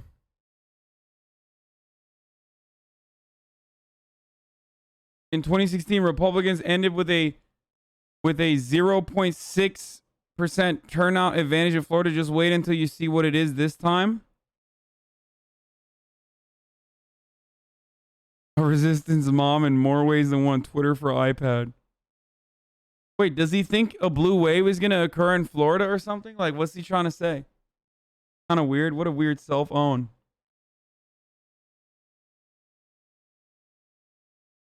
Fox News right now is surreal.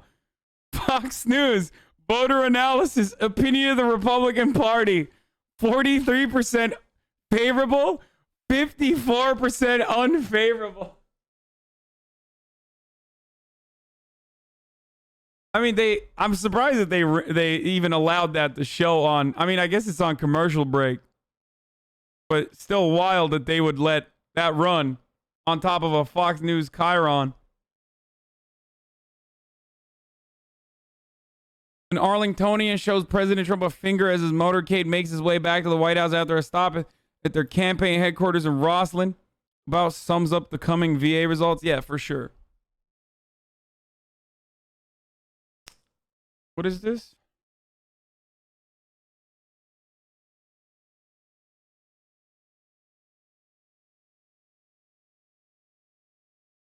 What is this? IUPUI update. IUPD's continuing to search the area for two suspects, one a white male with a white shirt and white pants carrying a described black and brown rifle. What? The fuck is that?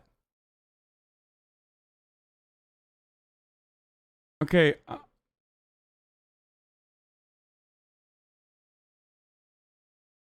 Okay, that's not, I'm sorry, that's unverified right now. If there is some verified information, we'll look into it.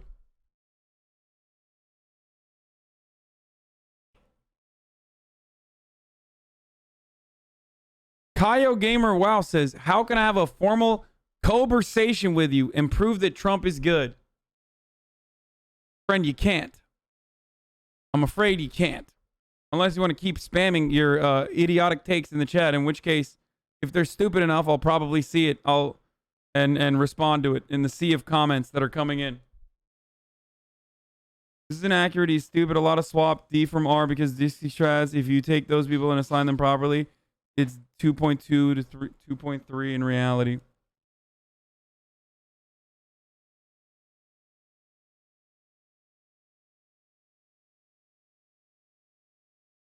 Couldn't think of a better place to spending an election. Hope it doesn't get rowdy tonight, brother. Steve Bannon.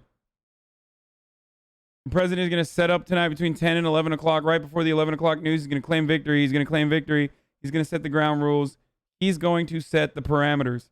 Says, hey, but I want to talk about something about stealing the vote. I was on Maria Bartiromo early this morning, laying down, and even with Rudy here a minute ago, president's going to step up tonight between 10 and 11 o'clock. I'm going to pick a random number, 10:45, right before the 11 o'clock news. He's going to claim victory, right? He's going to claim victory. He's going to set the ground rules. He's going to set the parameters. He ain't going to set shit, Steve Bannon. And here's why he's not going to set shit. Because one, he went downhill? What do you mean? You think Steve Bannon looks uglier than he did? What, did you not know what he looked like before? No, he always looked like shit. He's literally the human embodiment of a skin tag. Like, he's never not looked like absolute dog shit. Also, I don't even know why he's not in jail currently. So weird. What the fuck? I thought the boys in the blue, the USPS, arrested him for fucking wire fraud. Why? He's never been attractive. He's always been this ugly. As a matter of fact, he probably looks even better than he did before. So when are we seeing results? Around 6 p.m., you're going to start seeing some results, okay? Results are going to start coming in around like 4 p.m., around 6 p.m. Pacific, 4 p.m. Pacific. We're going to start seeing, yeah, it has to, like by 9 p.m., we're going to have a better understanding of what's going on. 9 p.m. Eastern, so 6 p.m. Pacific. I'm mentioning it with, what age cap do you think we should have for voting? This dude literally ran a charity for the wall, stole money, got caught, and didn't go to jail. What the fuck? Yeah, well, look at all these drug on the ballots in the U.S. Arizona legalized marijuana. D.C. decriminalized mushrooms. Mississippi legalized medical marijuana. Montana legalized marijuana. New Jersey legalized marijuana. Oregon decriminalized heroin, cocaine, LSD. Woo! South Dakota legalized medical marijuana. Imagine, dude. South Dakota, Montana, Mississippi. And them motherfuckers keep telling me that this country, that Republicans are the moral majority or they reflect the attitudes of the American electorate when shit like this is happening. This is why I get incredibly frustrated with someone like Joe Biden not running on completely legalizing marijuana at the federal level. I just do not understand why he won't do this, because it is perhaps one of the best ways to permanently solidify a victory for yourself.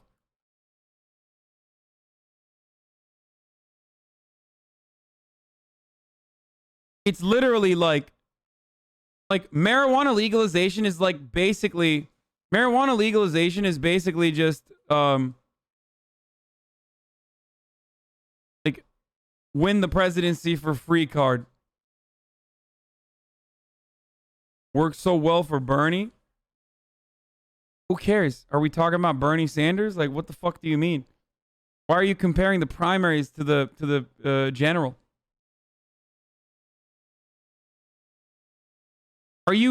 I'm dumbfounded at the fact that these guys who constantly are fucking still triggered by the mere mention of Bernie Sanders, who was overwhelmingly a better person. You're an idiot. It's laughable. Who's so much better as a candidate than Joe Biden is. And I still truly believe this with his policies. Okay.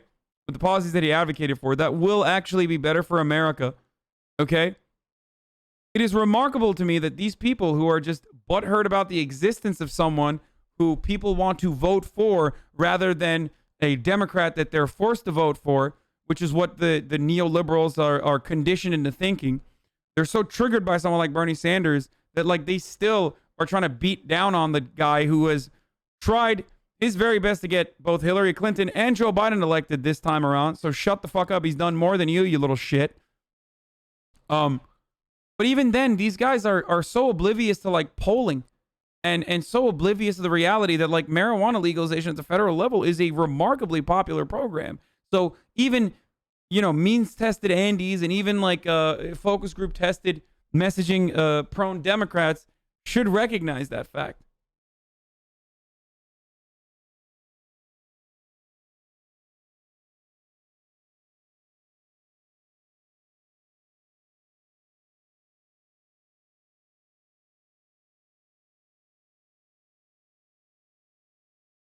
Bets on Biden winning 60% of the popular vote is paying out 14 to 1 you in? No.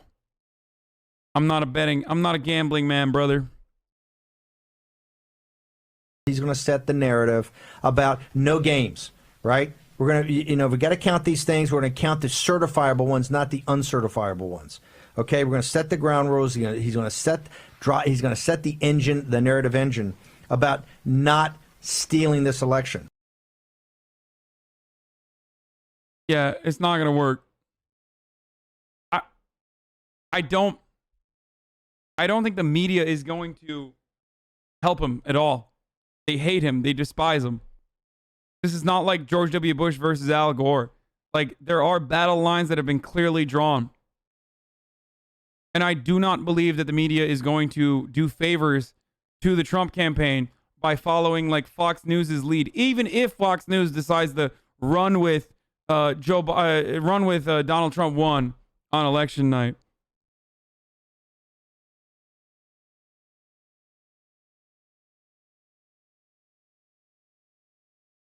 Biden came internal showing strong numbers in Wisconsin, Michigan, North Carolina, Georgia, Pennsylvania, and Arizona, and Nebraska too. Florida is the true toss-up, senior advisor tells Nora O'Donnell. Source says they're not seeing a red tide of low propensity voters for Trump. Dems says they are overperforming in Wisconsin, North Carolina, and GA.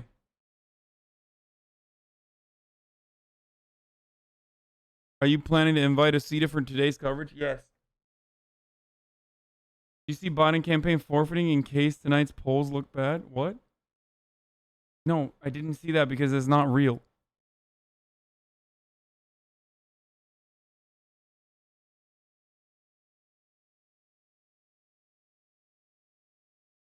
They also think the unborn are a clump of cells. They also think AOC is smart. So what the fuck?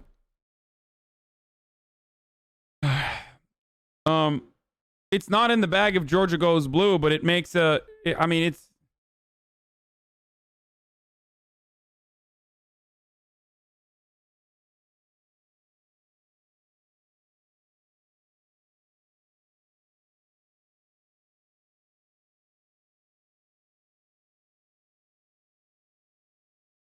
Here's a complete breakdown of everything to watch for tonight. Pop 2 apples with a headache. Yeah, I'm going to do that in a second.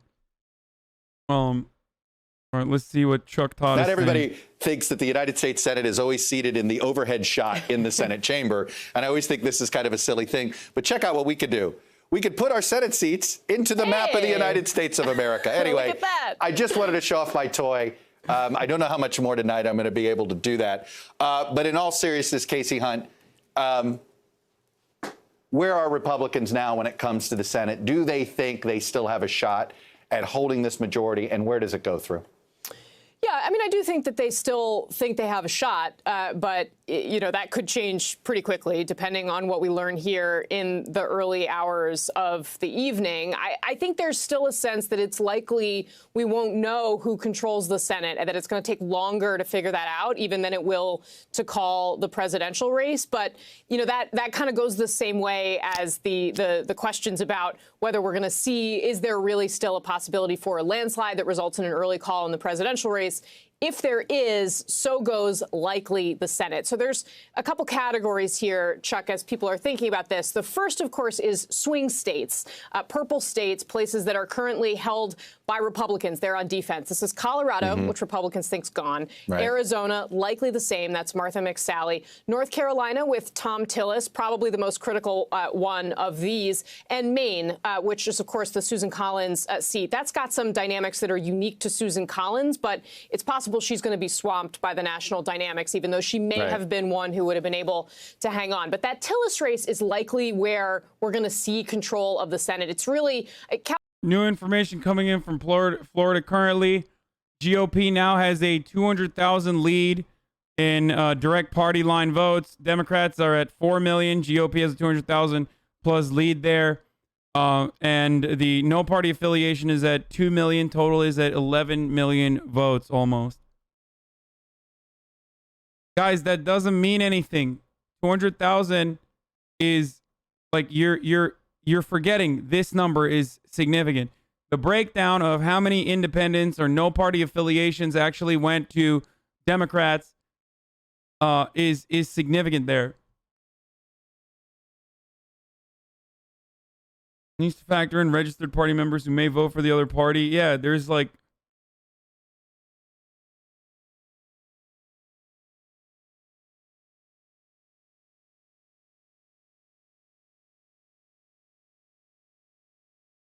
you make your cam smaller? No.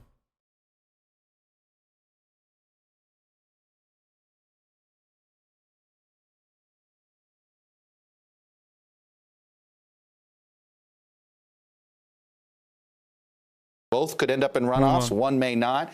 I think that's going to be the story to follow all night tonight will be Purdue-Ossoff. Iowa's, we know, is going to be tight tonight. Maine, ranked choice voting is going to take a week to 10 days. Montana takes a while. The North Carolina race. And I'll tell you, looking at the early exits, Mark Murray, I'm not ready to say that we know how South Carolina and Texas are leaning. So what you're saying, Chuck, is we don't have a lot of clarity. I think that's about right now.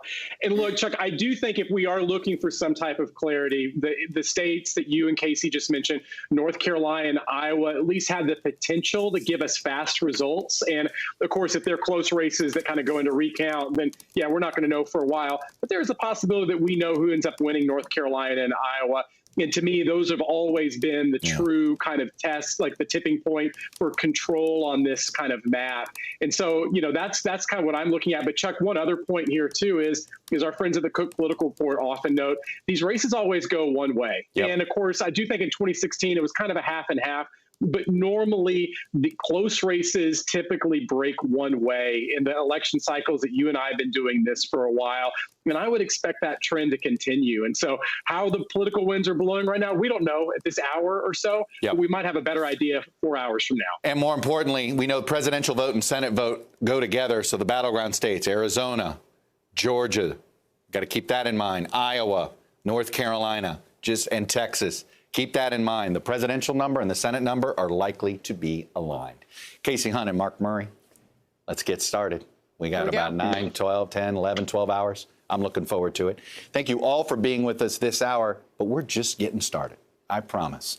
I'll see you again tonight at 7 p.m. Eastern right here on NBC News Now and on your local NBC station. That's right. Lester, Savannah, Andrea, and myself, we're going to be on through the night. Dude, what the fuck? First polls are closing at 6 p.m. All right. Ladies and gentlemen. Ladies and gentlemen, I hope you're ready.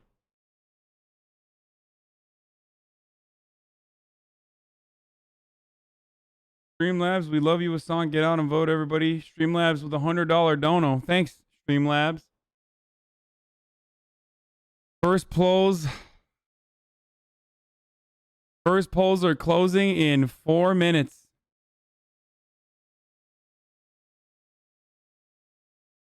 Biden expected to win MPAs by 8 to 10%. Republicans are expected to vote Biden around. And also in 2 minutes, I will be running an ad, a 60-second ad break. Dude, I'm like, I feel like I'm having a out-of-body experience. Like, I feel like I'm levitating a little bit.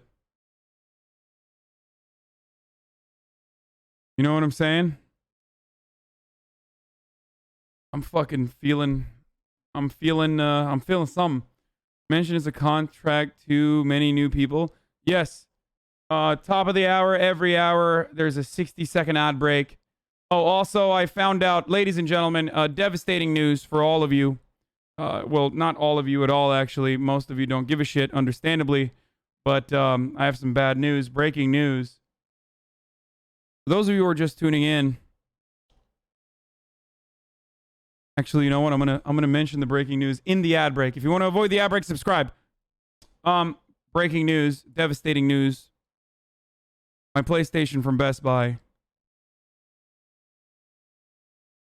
My PlayStation from Best Buy. The pre-order never went in, and therefore I do not have a PlayStation coming in on release day. So, if there's anyone out there who has the means to connect me to Sony, you know, Mr. Sony, the CEO of Sony, Mr. Sony, I think that's his name, I assume, or anyone like that, please let me know. We know it's on. You found out on the stream with like 50K people. Okay, well. Hello, Mr. Sony. Please do something about this devastating news. It's not about it's not about not paying for it. By the way, I don't mind paying for it, obviously. It's just that there is nowhere that I can purchase one.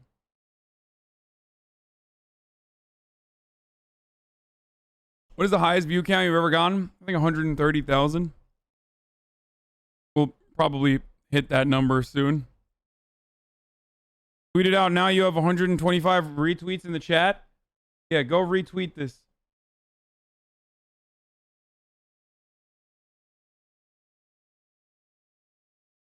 Close the break in the record? Probably.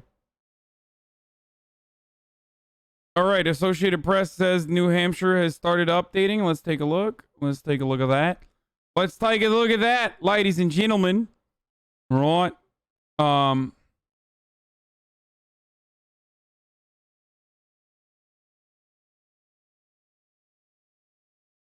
Today's your Black Friday for work, and I'm so proud of you for bringing so much educational joy to the world. I just want it to be done. Like I do. I really do. I want to go back to like. Couldn't imagine being old and outdated at your age. What do you mean?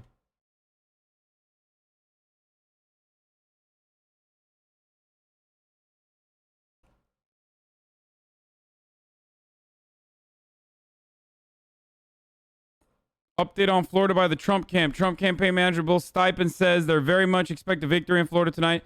Specifically points to a lot of success with Puerto Rican voters in the I-4 corridor.